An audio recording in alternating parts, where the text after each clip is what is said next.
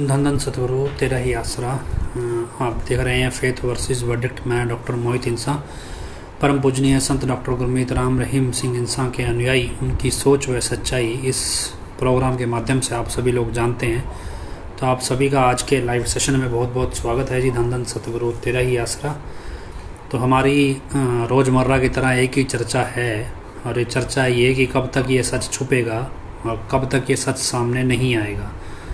तो ये हमारी चर्चाएं चलती रहती हैं। और इसी बीच आज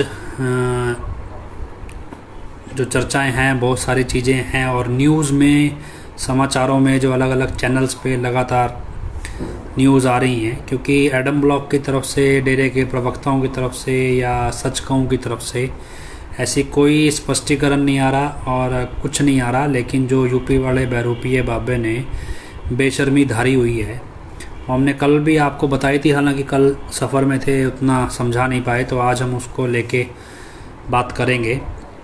आप इसको समझने की कोशिश करिए कि हर दिन एक प्लान के तहत काम हो रहा है, और इस प्लान के तहत हजूर महाराज जी की सोच को दिन प्रतिदिन ख़त्म किया जा रहा है।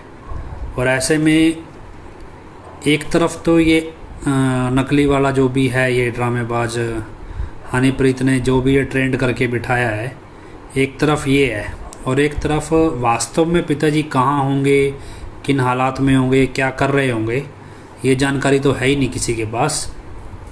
और ये तो हमें, इसमें बहुत सारे लोग बोलते हैं, तो इसमें हमारे को कोई दो राय नहीं है भी ये आदमी असल नकली ही है, ये तो हमें पता है, इसमें कोई कन्फ्यूज़न नहीं है। आवाज़ नहीं सही आ रही, माइक दूर रखा हुआ है, एक मिनट।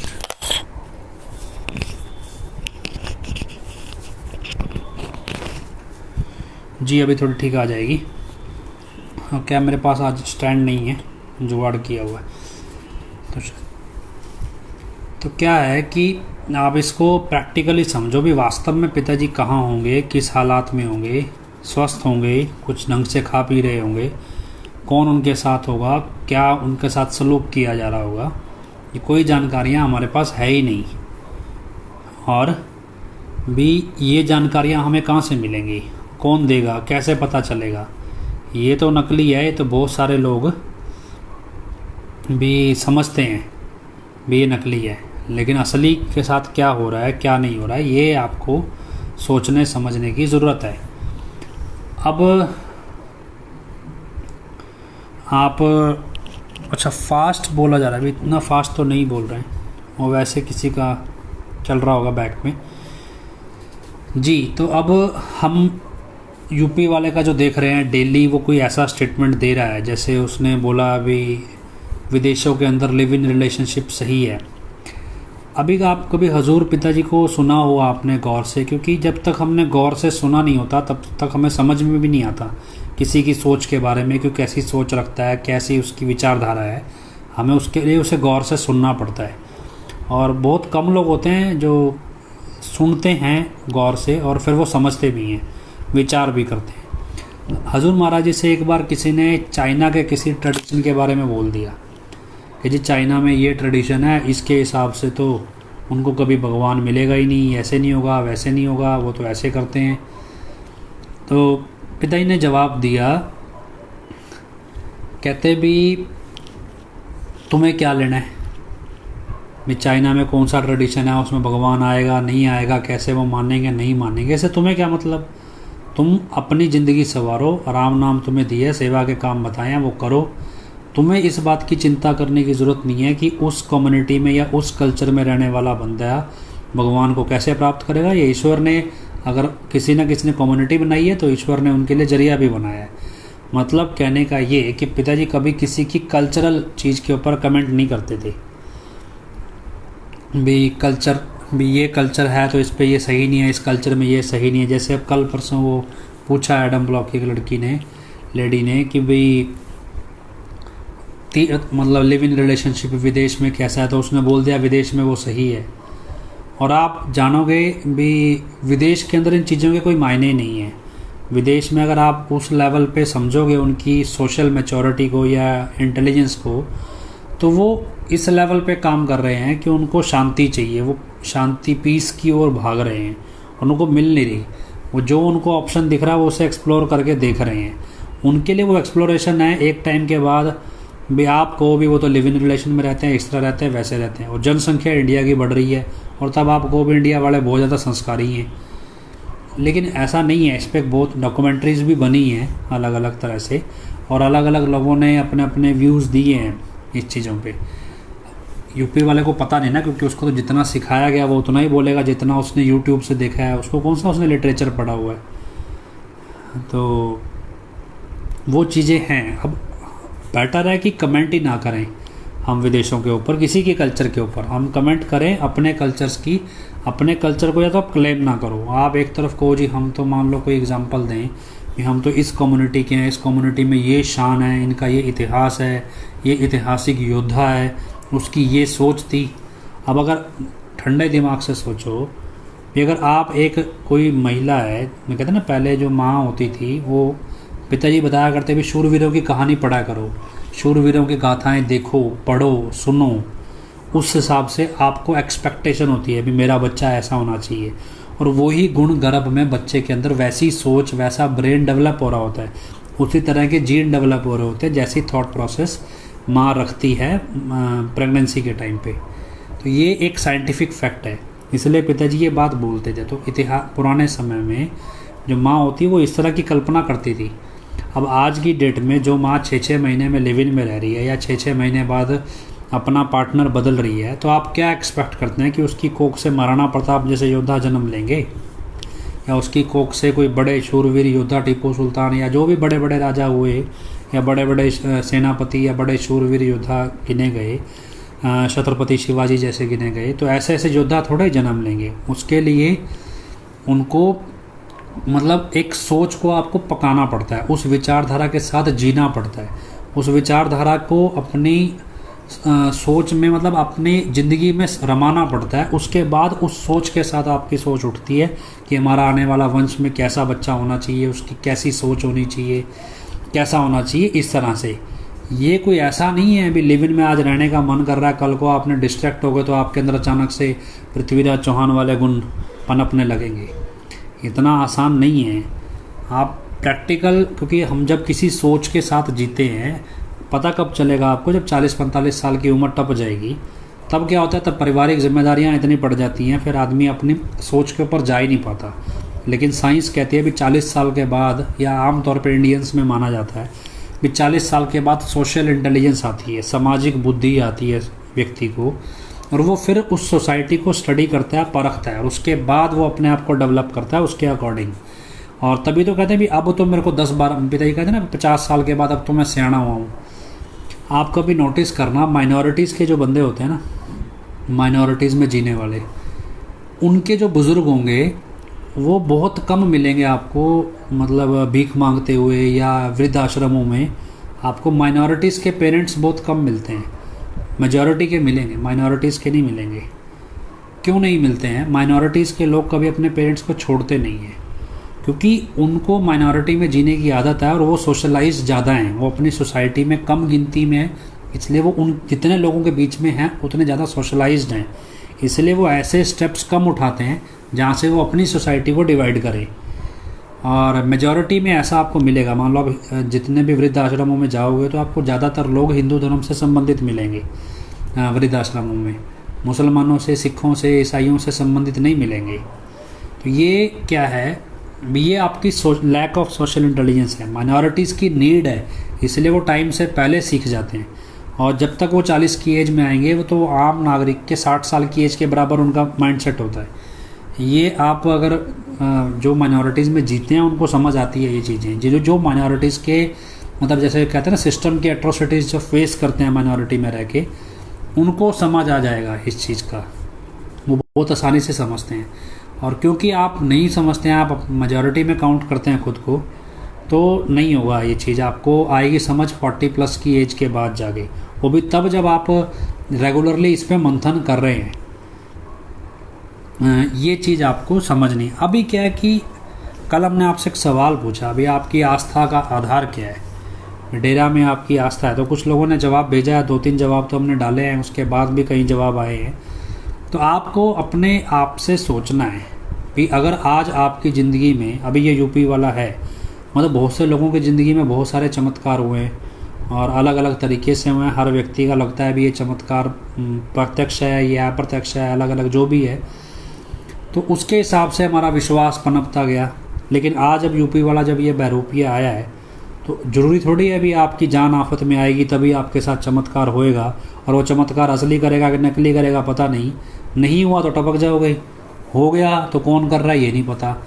तो मतलब क्या है कि आपकी आस्था का आधार क्या है। अभी थोड़ा टाइम पहले मुझे कोई मिला, एक पेशेंट था, और उसने यही बात पूछी, क्या जी समाज में तो, शहर में तो लोग कह रहे हैं भी ये भी मिलता है, ये भी मिलता है, ये भी मिलता है, ऐसा है वैसा है, ये बातें भी जानते हैं। लेकिन प्रैक्टिकली जब आप देखोगे संतों की ज़िंदगी में, जब संत वैसे जाहिरा तौर पे परीक्षा नहीं लेते अपने शिष्यों की, लेकिन संतों की ज़िंदगी में जब संत परीक्षा लेते हैं तो दो ही कारण रहते हैं। पहला ये कि वो अब अपने भक्तों में से कुछ भक्तों को रिकॉग्नाइज़ कराना चाहते हैं सोसाइटी में भी ये भक्त मेरे हैं जेन्युइन, और उसके बाद वो उसके पीछे उनका कोई बड़ा मकसद होता है भैया, वो किसी बड़े मकसद के लिए अपना स्टेप उठाने जा रहे हैं। और जो इतिहास को जितना हमने स्टडी की है, जब ऐसा होता है, ज़्यादातर ऐसी परीक्षाएं होती हैं गुरुओं ने ली जब उन्होंने अपना उत्तराधिकारी चुनना था, लेकिन वो सिर्फ उसमें एक ही बंदा होता है, आगे भी एक बंदा चुनना होता है लास्ट तक जाके, तो वो परीक्षाओं का दौर चलता ही रहता है और लास्ट में जाके एक व्यक्ति चुना जाता है। वो अलग तरह से परीक्षाएं होती हैं, वो खास सेवादारों में होती हैं। लेकिन जब पूरी समूची साथ संगत के बीच में जब परीक्षा का दौर चलता है, उसमें कुछ भक्तों के जरिए संत अपनी सोच को रिकॉग्नाइज कराता है, लोगों में पहचान कराता है अपनी सोच की, और उस सोच के से जो लोग उठते हैं उनके जरिए कोई बड़ा मकसद लेता है समाज के अंदर, उस बड़े मकसद को हल करता है इतिहास में। और यही चीज़ आपको समझनी है आज के दौर में। आज क्या है कि दावा करने वाले करोड़ों में हो गए, लाखों में हो गए, तो परीक्षा भी उसी हिसाब से होगी और उसी हिसाब से आपको परख करनी होगी। ये थोड़ा ही है भी आपको चमत्कार जब तक नहीं होगा तब तक आप परख नहीं कर पाओगे। अगर उस समय आपकी परख थी भी, आपके साथ चमत्कार हुआ, आपने डेरे में आस्था रखी, लेकिन आज जब उसी गुरु के रूप में कोई नकली है तो आप परख कैसे करोगे? तो आपकी परख करने का क्राइटेरिया क्या है? आप चमत्कार का इंतज़ार नहीं ना करोगे, तो आपके विश्वास में ऐसा क्या है? ऐसा नहीं है कि ये चीज़ आपको पता नहीं है, आपको पता तो है, लेकिन आप खुद को पढ़ना नहीं चाहते या पढ़ नहीं पा रहे हैं। इतिहास मतलब आप अगर कोई भी सोशली इंटेलिजेंट आदमी है वो खुद को पढ़ता है, आप किसी और से नहीं भाग रहे हैं। मतलब अगर हमें यूपी वाले पे गुस्सा आ रहा है तो इसलिए आ रहा है भी हम यूपी वाले का कुछ बिगाड़ नहीं पा रहे प्रैक्टिकली भी। क्या है अभी, अब उसको थप्पड़ तो मार नहीं सकते, उसको पीट नहीं सकते। अब उसकी असलियत क्या है, पीछे चेहरा कौन सा नहीं पता, पता होगा तो और हिसाब से काम करेंगे, नहीं पता तो एग्रेशन है। असल में भाग किससे रहे, हम अपने फेलियर से भागते हैं। हमें ये चीज़ नहीं पता लगी तो हम उस पर गुस्सा निकाल रहे हैं, लेकिन प्रैक्टिकली हम अपने आप से ही भाग रहे हैं। हम किसी के पीछे नहीं लगे हुए, कोई हमें उकसा नहीं रहा है, हम अपनी कमियों से भागते हैं। और यही चीज़ है, हमें हमारे अंदर हमें ये नहीं पता है कि हमारी डेरे में आस्था क्यों है। क्या चमत्कार होते हैं इसलिए आस्था है, या आस्था है इसलिए चमत्कार होते हैं? दोनों में डिफरेंस है। या आप किसी व्यक्ति के पीछे इसलिए लगे हो क्योंकि उसने आपको चमत्कार दिखाए, या फिर आपकी उसमें आस्था थी इसलिए उसने आपको चमत्कार दिखाई। तो दोनों में फ़र्क है। तो आपकी आस्था का बेस क्या है, चमत्कार है या कुछ और है जिसकी वजह से चमत्कार हुए? तो कुछ और जो है उस और को आप अपने आप से पूछो भी क्या है, उस पर मंथन करो भी क्यों हमारा विश्वास है, क्यों ये विश्वास किसी और के ऊपर नहीं पैदा होता। ये चीज़ आपको समझनी है, और किस तरह से समझोगे मालूम नहीं, पर आप समझिए, आप मंथन कीजिए। पिताजी कहते हैं रोज़ रात को 10 मिनट बैठ के एहसास करो भी हमारी जो आस्था है, ज़रूरी नहीं है। एक किस्सा सुनाते हैं। एक बार एक लेडी थी, तो सिख लेडी थी वो, और ये पता नहीं इंटरनेट पे कहानी आई थी किसी लेडी की, और उन्होंने तो बताया था भी सच्ची कहानी है। एक सिख लेडी थी और उसकी शादी ऐसे घर में हो गई जहाँ पे वो गुरु ग्रंथ साहिब को नहीं मानते थे, लेकिन वो बहुत मानती थी। तो लेकिन वो उसके पेरेंट्स जो भी उसके सास ससुर ससुराल पक्ष के थे, वो उसे रोकते नहीं थे गुरुद्वारे जाने से। तो वो नियम से अपना गुरुद्वारे जाती, नित्य नेम जो भी उनका पूजा करने का जो भी पैटर्न होता है वो ईमानदारी से करती थी। तो ऐसे एक दिन उसके सास ससुर ने कहा, भाई तेरा बड़ा विश्वास है तेरे गुरु पे। हाँ जी, हाँ जी, क्या है? तो गुरु क्या, गुरु ग्रंथ साहिब को वो गुरु मानते हैं, भी जीवित गुरु मानते हैं, या प्रकट, जैसे प्रकट हुए हुए गुरु हैं। एक तो होता है जैसे 10 गुरु साहिबान हुए, वो उनका शरीर तो दिखता नहीं है, तो वो उनको अप्रकट प्रत्यक्ष रूप में है। लेकिन जो गुरु ग्रंथ साहिब है वो प्रत्यक्ष रूप में मानते हैं, भी प्रकट गुरां दी दे, वो पंजाबी में बोलते हैं, भी प्रकट गुरु मानते हैं। तो उनका भी तेरा गुरु है गुरु ग्रंथ साहिब क्या? हाँ। क्या अगर तेरे को तेरे गुरु पे इतना विश्वास है तो क्या तेरा गुरु कभी घर आएगा हमारे? लेकिन तो घर आए, अपने आप आए। तो 1 महीने का टाइम दिया उस लेडी को, भी 1 महीने का टाइम देते हैं, भी वो अपने आप आए तेरे घर, फिर मानेंगे तेरा विश्वास। अब क्या हुआ, 29 दिन निकल गए, आखिरी दिन आ गया और वो साबित नहीं कर पाई उसका, लेकिन उसका विश्वास था कि गुरु ग्रंथ साहिब के ऊपर। अब 30वें दिन क्या होता है, उसको लगा भी मेरा विश्वास टूट जाएगा और मजाक बन जाएगा मेरे गुरु का। 30वें दिन क्या हुआ, भारी बरसात हुई और गुरुद्वारे के अंदर पानी भर गया। इतना पानी भर गया भी आसपास कहीं गुरु ग्रंथ साहिब को शिफ्ट नहीं करने की जगह नहीं थी। तो आपस में वो प्लान करने लगे भी कहाँ लेके जाएं गुरु ग्रंथ साहिब को। तो किसी ने कहा भी एक लेडी आती है पास में से, क्यों ना उसके घर रखाते हैं। तो क्या उनको गुरु ग्रंथ साहिब को लाने का भी एक पैटर्न होता है, ऐसा नहीं है भी उठा के दौड़ लेंगे। तो एक प्रॉपर पैटर्न होता है, सिर पे रख के, कपड़ा रख के, ऊपर पंखा झोलते हुए जैसे लेकर आते हैं, तो एक प्रॉपर पैटर्न से लेकर आते हैं। तो कहते हैं भी उसमें जो कहानी में बताया गया भी, वो 30वें दिन जब वो उन्होंने शाम के टाइम पे बेल बजाई कि भाई ऐसे ऐसे गुरु साहब को, क्या कहते हैं उनको, महाराज कहते हैं वो, भी उनको स्थापित करना है जी, आप अपने घर में रख लो आज, सुखासन कहते हैं उनको, भी अपने घर में रख लो, भी कल ले जाएंगे, बरसात का पानी उतर जाएगा। अब या तो वो लेडी जानती है, या उसके सास ससुर जानते हैं, या उसका भगवान जानता है, भी तीनों के क्या हो रहा है। ये जो लेकर आए वो थोड़ा ही जानते हैं भी क्या क्यों, हम तो उनको तो अपनी सुविधा के अनुसार वो ले गए। अब आप इस चीज़ को समझो भी, क्या ये भी उसकी आस्था नहीं थी? अगर ये उसकी आस्था है तो उसकी आस्था का ग्राउंड क्या है, भी उसकी आस्था का बेस क्या है भी। अब आप अगर कहो भी वो तो एक निर्जीव किताब मान लो आप दुनिया के हिसाब से, लेकिन उसके लिए वो निर्जीव किताब नहीं ना, उसके लिए तो एक जीवित गुरु है। उसकी आस्था थी और उसका विश्वास था, और वो चाहे ग्रंथ ही था, दुनिया के लिए वो बेशक निर्जीव वस्तु है, और उसके लिए वो गुरु है और उसने वो साबित किया। तो वो जानते हैं ना, अब वो ना तो किसी को ये बात समझा सके कि भी अब इसमें आप आस्था रखना शुरू कर दो, लेकिन आप यही चीज़ खुद के साथ भी लें। अगर आपके डेरे में आस्था, तो इसका बेस क्या है, आधार क्या है? वो चमत्कार आधार नहीं है। विश्वास था तो चमत्कार हुआ, गुरु ग्रंथ साहिब उसके घर पहुँचे। पहले आस्था आती है, बाद में चमत्कार है। पहले चमत्कार के बाद आस्था नहीं आती। तो आस्था का बेस क्या है ये सोचो। विश्वास है तो ईश्वर आपको अपने होने का एहसास कराता है, तो या फिर आपकी नीयत है। तो आधार क्या है, उस चीज़ को हमें तलाशना है। और जब ये चीज़ आप समझ पाएंगे तब आप दूसरे धर्मों की आस्था का आधार भी समझेंगे। फिर आप ये भी समझ पाएंगे कि दूसरे धर्म में वास्तविक आस्था रखने वाले लोग कौन हैं और पाखंडी ढोंगी कौन है। जैसे अब हमें दिखता है कि कितने सारे जिम्मेवार हैं, कितने सारे प्रबंधक हैं। ये प्रबंधक तो सभी पाखंडी हैं। ब्लॉक लेवल पे भी जो जिला स्तर के जिम्मेवार हैं वो सारे नौटंकी निकले। हाँ, गांव के लेवल पे कह लो थोड़े बहुत अभी बचे हुए हैं ठीक ठाक, और ब्लॉक के लेवल पे भी कुछ कुछ बचे हुए हैं, लेकिन जिला स्तर के और स्टेट लेवल के और नेशनल लेवल के तो सारे ही भ्रष्ट हो गए प्रैक्टिकली।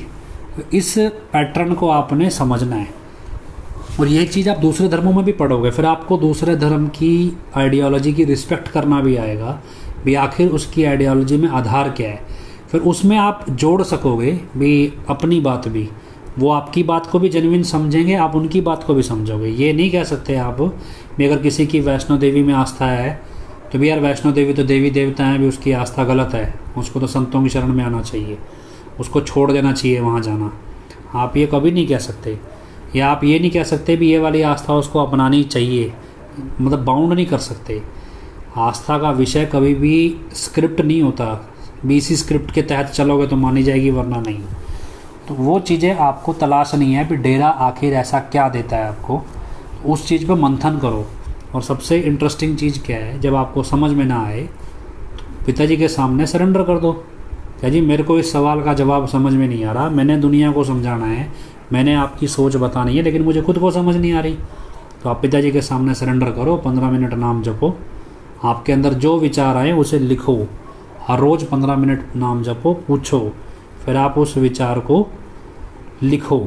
जब आप लिखोगे तब आपको खुद से लिखो, और लिखो जब समझ आएगा भी आप कितना प्रैक्टिकल हो कितना थियोरेटिकल हो, ये चीज़ आप समझो।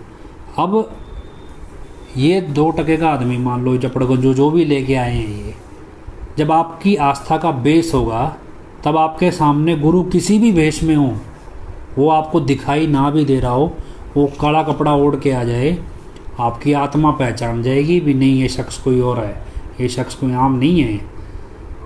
और यही चीज़ आप और धर्मों में जाओगे ना, तो आप जिस धर्म के धार्मिक स्थल पे कदम रखोगे वहाँ से उठने वाली जो वाइब्स कह देते हैं हम, वाइब्स जो आती हैं, वो सिक्स सेंस जिसे आप कह देते हो, वो आपकी आत्मा पहचानती है भी हाँ इस जगह पे कोई गुरुओं का प्रताप है।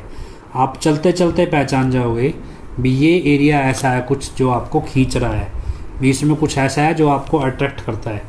वो चीज़ें तब होंगी जब आप खुद समझते होंगे खुद से। तो ये आदमी के ऐसे ऐसे 50 मेकओवर करके बना दो, आपकी ज़िंदगी में 40 करिश्मे हो जाएं।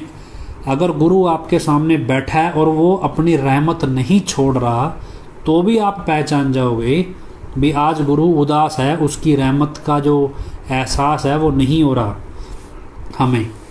ये इस तरह की साइंस है, ये कोई छोटी मोटी चीज़ नहीं है। तो यूं ही थोड़े कह देते हैं भी जीने का मज़ा तो प्रेमी ने पाया है। जब आप इसको जीना शुरू करोगे तो आपको मज़ा ही, ज़िंदगी का मज़ा ही अलग है। आप आदमी को जानते नहीं हो, लेकिन उसे मिलोगे, मिलने से पहले उसके सामने खड़े हो जाओगे, आपको उसके अंदर से आने वाली वाइब्स जो हैं वो आपको उसके करैक्टर का एहसास करा देंगी। ये चीज़ें ऐसी हैं जो समझ आने लगती हैं। जैसे एक जगह गए हम, तो कोई था हमारे साथ, तो जब वो वहाँ पे उतरा तो उसके पैर कांपने लगे उतरते ही। वो किसी एक व्यक्ति था, वो बहुत ज़्यादा ऐसे मतलब इमोशनल कह लो या भावना वाला व्यक्ति या सिमरन करने वाला व्यक्ति था ये कह लो। जब वो सड़क पे उतरा, जगह पे उतरा वहाँ पे, तो उसके पैर कांपने लगे। तो उसने मुझसे कहा कि जी मेरे यहाँ पैर कांप रहे हैं, मुझे ऐसा लगता है जैसे यहाँ कुछ खास है, एक बड़ी एनर्जेटिक जगह है ये।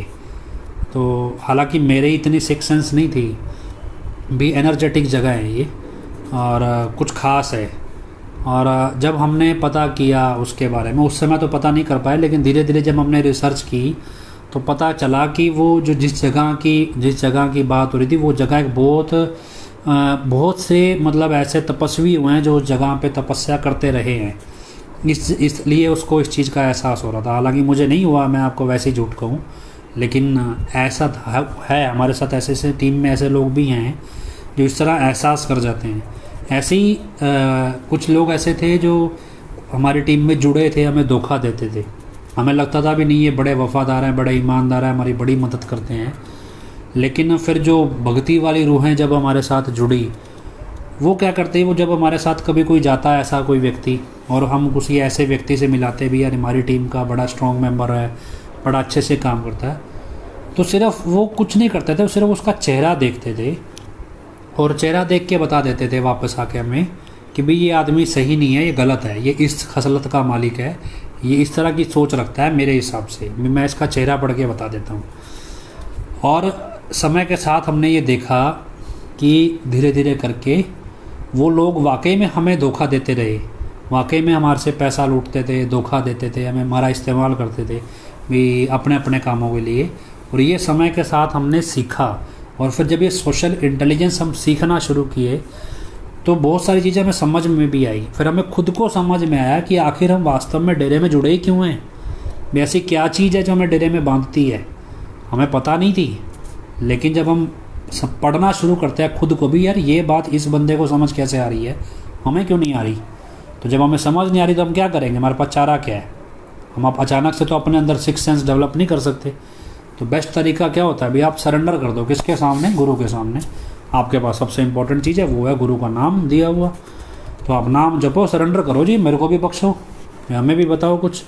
और जब आप ये चीज़ मांगोगे तभी तो देंगे ना, बिना मांगे तो माँ दूध नहीं देती, भगवान तो माँ से बड़ा ही हुआ।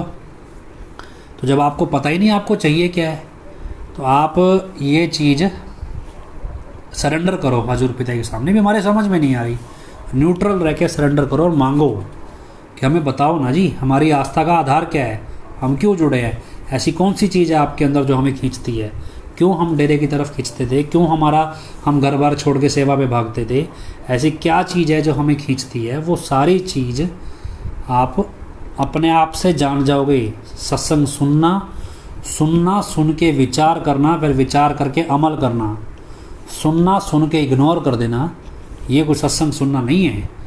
तो हमने कभी ढंग से सुना हो, सुन के विचार किया। आज हम पुराने वीडियो सुनते हैं तो हम सुनते हैं क्योंकि हम ज़िंदगी में मौत झेल रहे हैं, तो हमें विचार भी करते हैं भी हाँ ये बात तो पिताजी बता रहे थे, हमने कभी सुनी ही नहीं। और ये चीज़ जब आप इधर से समझोगे, क्या कहते हैं, यूपी वाले को लेके, तब आपको समझ आएगा कि इसके पल्ले कुछ, ये तो आम आदमी की सोच का बंदा भी नहीं है। चलो एक सोशली इंटेलिजेंट होता भी, थोड़ा बहुत समाज की परख रखता होता, फिर तो समझ में आती। ये तो एक ऐसा आदमी है जो एक हाइपोथेटिकल कहानियाँ जनरेट कर ले।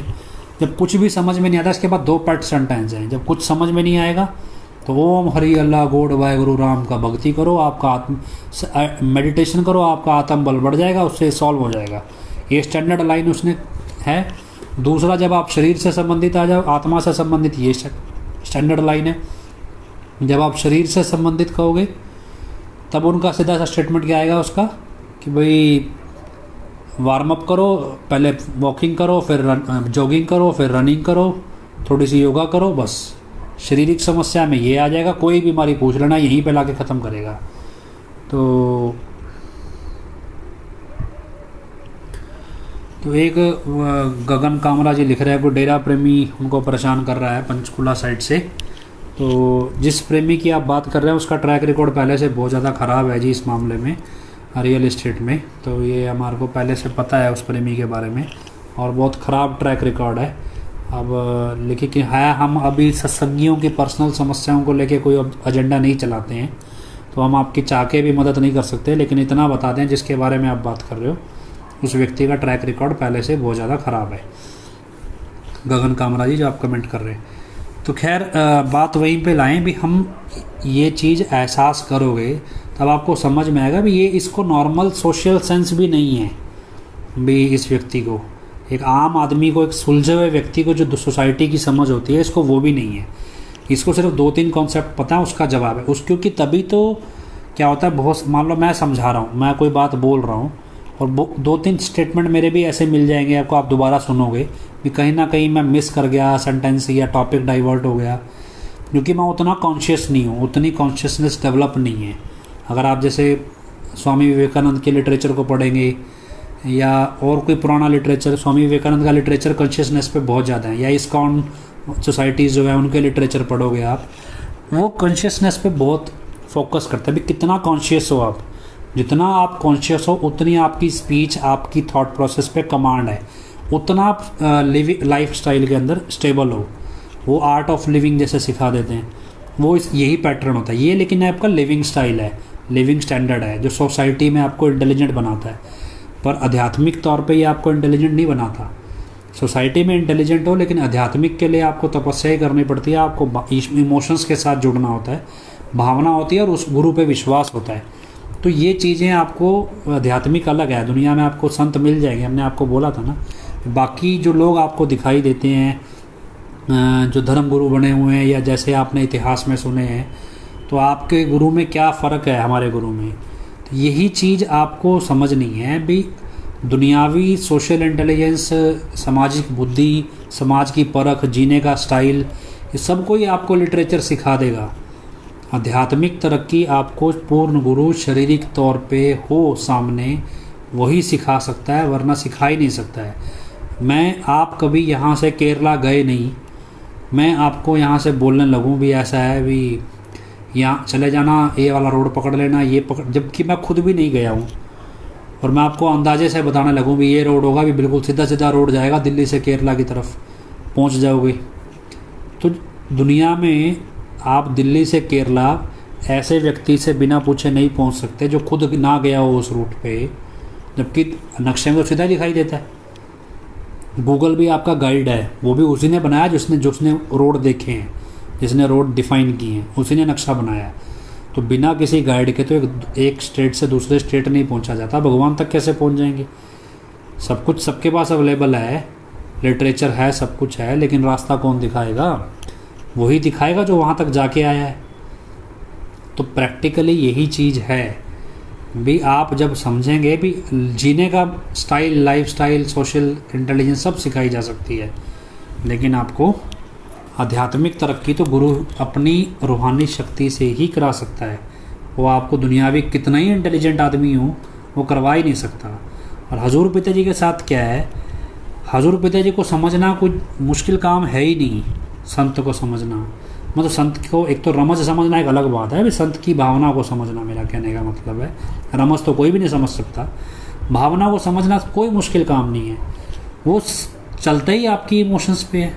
आपके जैसे इमोशंस हैं अब वैसे ही वो चलेगा। आपने सरेंडर कर दिया, भी मुझे समझ नहीं आ रहा जी, आप सर्वशक्तिशाली हो, आप बताओ। तो आपने सरेंडर किसके सामने किया है? एक सर्वशक्तिशाली मनुष्य ईश्वर रूप व्यक्ति के सामने किया है, संत के सामने किया है, तो वो उस हिसाब से आपको बताएगा। अभी आपको क्या है कि आपको कैलकुलेशन चाहिए कि जी मैंने गाड़ी, मेरे पास 15 लाख रुपए हैं, मैंने गाड़ी खरीदनी है, मैं होंडा सिटी खरीदूँ या वरना खरीदूँ। अब आप ये सोच के सरेंडर करने गए तो आप एक गाड़ियों के एक्सपर्ट के पास गए हैं। मतलब जिस भावना के साथ आप सरेंडर करते हो उसी भावना से ही संत रिस्पॉन्ड करता है। मैंने ये आंखों देखा भी है मेरा कि अगर आप पिताजी को लोग मूर्ख समझते थे तो पिताजी आपको ऐसे ही प्रिटेंड करते भी मेरे जैसा बेवकूफ़ कोई नहीं है। मतलब मैंने खुद देखा, एक बार पिताजी के सामने कोई बंदा कुछ बताने लगा, पिताजी वो बिल्कुल ऐसा समझ रहा कि पिताजी को तो नॉलेज ही नहीं है, वो एक एक बात बारीकी से बताए। आगे पिताजी उससे ज़्यादा बेवकूफ़ बनने का नाटक कर रहे हैं। हाँ बेटा ये भी बताओ, ये अच्छा ये भी बताओ, ये कैसे होता है, एक एक इंग्लिश का वर्ड भी पूछने लग गए। अभी थोड़े दिन बाद क्या हुआ, मुझे मौका मिला, कोई मरीज़ था, उस मरीज़ के बारे में पिताजी को मैंने बताना था। तो उस मरीज़ के ब्रेन में कोई प्रॉब्लम थी, ब्रेन के अंदर। मैंने ये कंसिडर कर लिया, भी पिताजी तो जान ही जाना है, मेरे कोई कन्फ्यूज़न है ही नहीं। आप क्यों ऐसे बेस लाइन पर बताएं बातें, पूरा एडवांस लेवल पे बताते हैं। तो मैंने वैसे ही केस एक्सप्लेन किया जैसे एक डॉक्टर दूसरे डॉक्टर को एक्सप्लेन करता है टेक्निकल भाषा में। तो मैंने कहा मैंने ऐसे ही रखा, उस लोग थे, मैं कहा जी ये पेशेंट है, ये आए हैं, ये इसकी प्रॉब्लम है और ये चीज़ें लाइन ऑफ ट्रीटमेंट है, ये हम डॉक्टर अटेम्प्ट कर चुके हैं और इस स्टेज पे पेशेंट है, ये बचेगा नहीं मेडिकल ग्राउंड्स के हिसाब से। तो पिताजी ने मुझे भी उस टेक्निकल भाषा में ही जवाब दिया और टेक्निकल भाषा में ही मेरे से क्वेश्चन पूछे। और एक तरफ मैं देखता हूँ कि पिताजी बिल्कुल बेस लाइन चीज़ भी सामने वाले से पूछ रहे हैं। वहाँ मैंने एक चीज़, यही चीज़ मैंने सीखी, ऑब्जर्व की, भी जिस सेंस में आप पिताजी को लेते हो उसी सेंस में ही पिताजी रिस्पॉन्ड करते हैं। आप आदमी समझोगे वो आदमी की तरह रिस्पॉन्ड करेंगे, आप एक मार्गदर्शक समझोगे वो मार्गदर्शक की तरह है, आप गुरु रूप में लोगे वो गुरु की तरह है, आप भगवान लोगे भगवान की तरह है, आप भगवान से बढ़ के लोगे भगवान से बढ़ के है। वो जैसी आपकी सोच है और जैसी जिसकी भावना वैसा ही फल है। लेकिन ये चीज़ें आपको समझनी हैं और ये यूपी वाले के साथ कभी समझ में नहीं आएंगी। क्यों? ये एक आम व्यक्ति है, इसके लिए इमोशंस की वैल्यू नहीं है, ये एक आम आदमी है और इस चीज़ को आपको समझना पड़ेगा। तो खैर जो भी है, और हमारे साथ बहन वीरपाल कौर है, उनकी तरफ से मैसेज हैं तो हम आपको वो भी सुनवाएं, उनको भी। तो पंजाबी के लोग हैं, क्योंकि बहुत सारे सवाल जो हैं वो इस तरह से भी उठते हैं कि थोड़ा गुरुओं वाले पैटर्न पे उस हिसाब से, तो वो मेरी इतनी नॉलेज नहीं है जितनी उनकी है। खैर हम उनको लाइन पे लगाते हैं, आपको सुनवाते हैं। हाँ जी। बहुत ही प्यारे सतगुर जी दी प्यारी प्यारी साध संगत जी, धन धन सतगुरु तेरा ही आसरा। गुरु प्यारी साध संगत जी,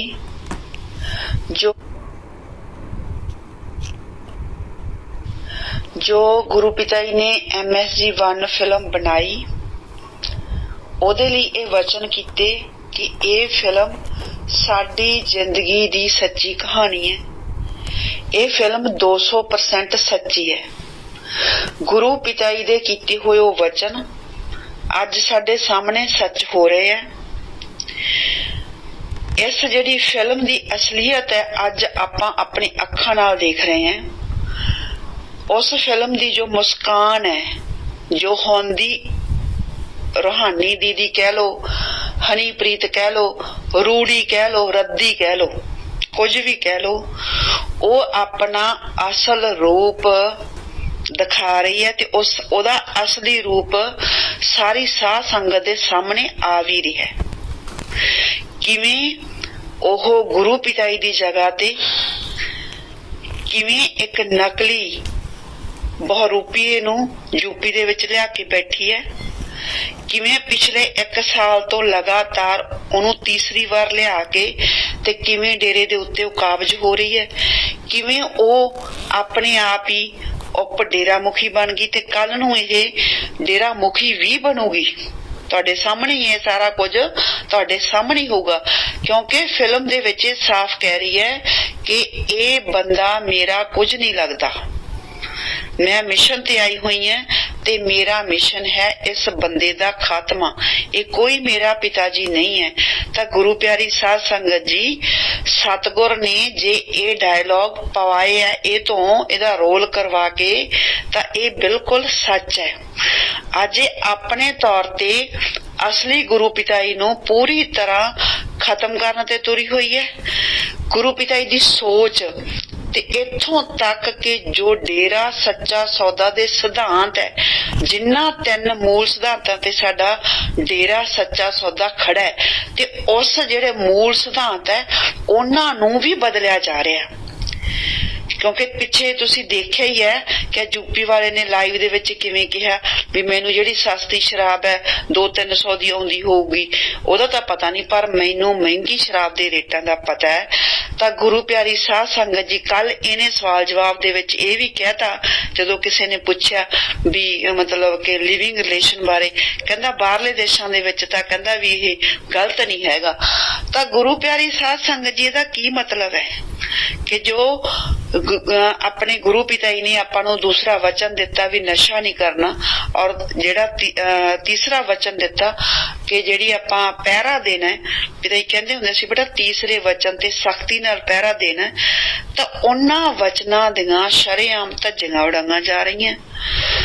उन्हां वचनां ते जिन्हां ते डेरा सच्चा सौदा दा पूरी बुनियाद खड़ी है, उन्हां नूं किवें हौली हौली बदलिया जा रहा है, ये कह के भी बाहरले देशां दे विच तां इह जायज है जां बाहरले देशां दे विच तां इह ठीक है।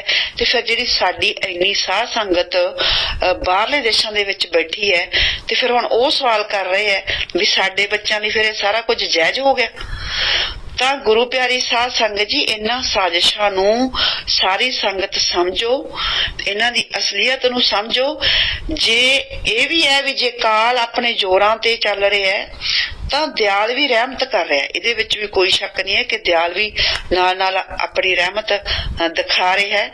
अज मलोट डेरे दे विच इन्हां दा रखिया होया सी सत्संग दा प्रोग्राम, बहुत दिनां तो इन्हां ने, काफी दिनां तो इन्हां ने इन्ना जोर लगा रखिया सी मलोट डेरे लई।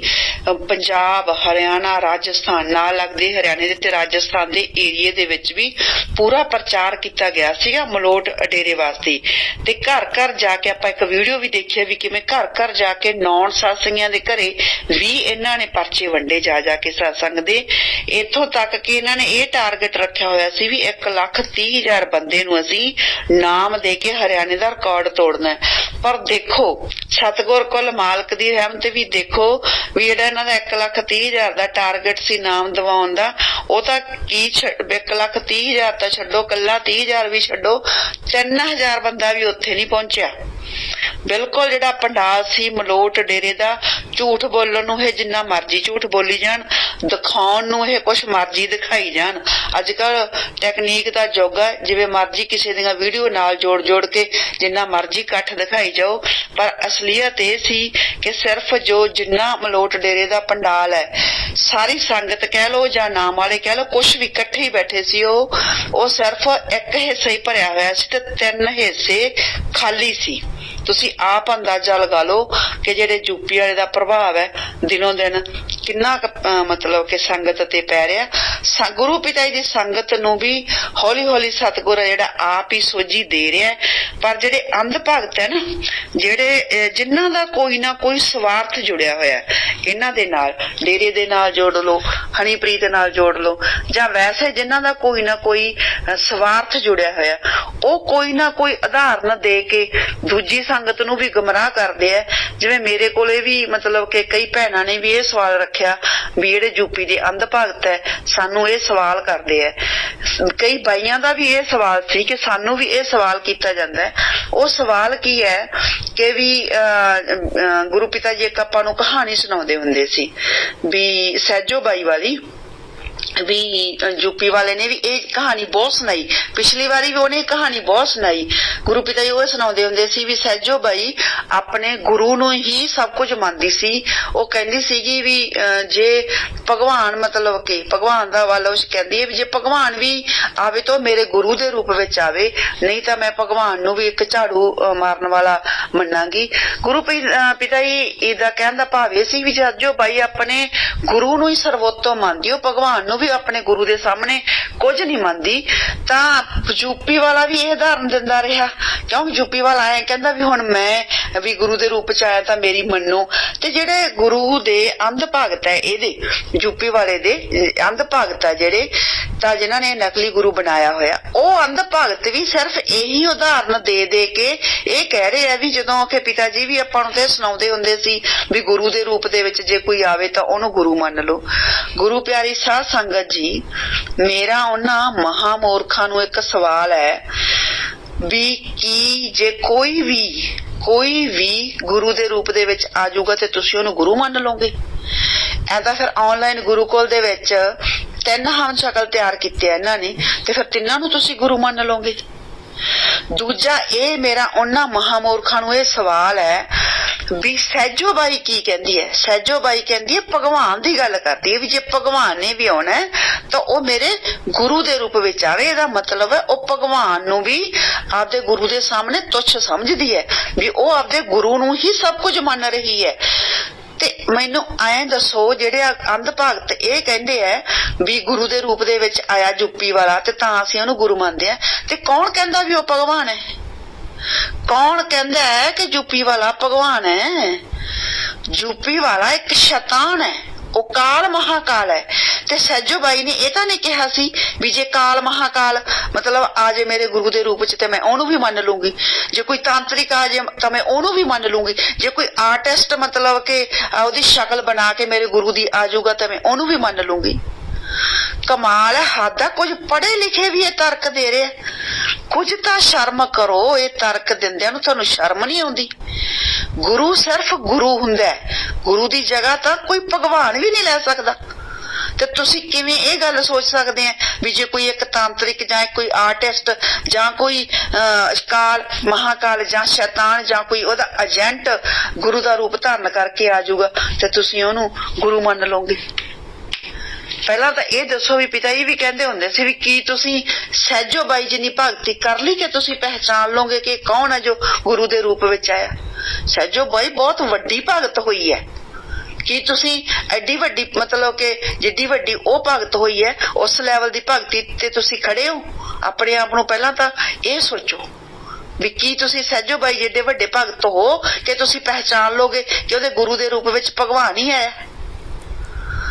ये तो शरेआम दिखाई दे रहा है। जेड़ा शराबां दे रेट दस रहा है, जेड़ा ये दस तीजे वचन नूं तोड़न दी गल कर रहा है भी बाहरले देशां च तोड़िया जा सकदा है, तां की तुहानूं ये भगवान लगदा है?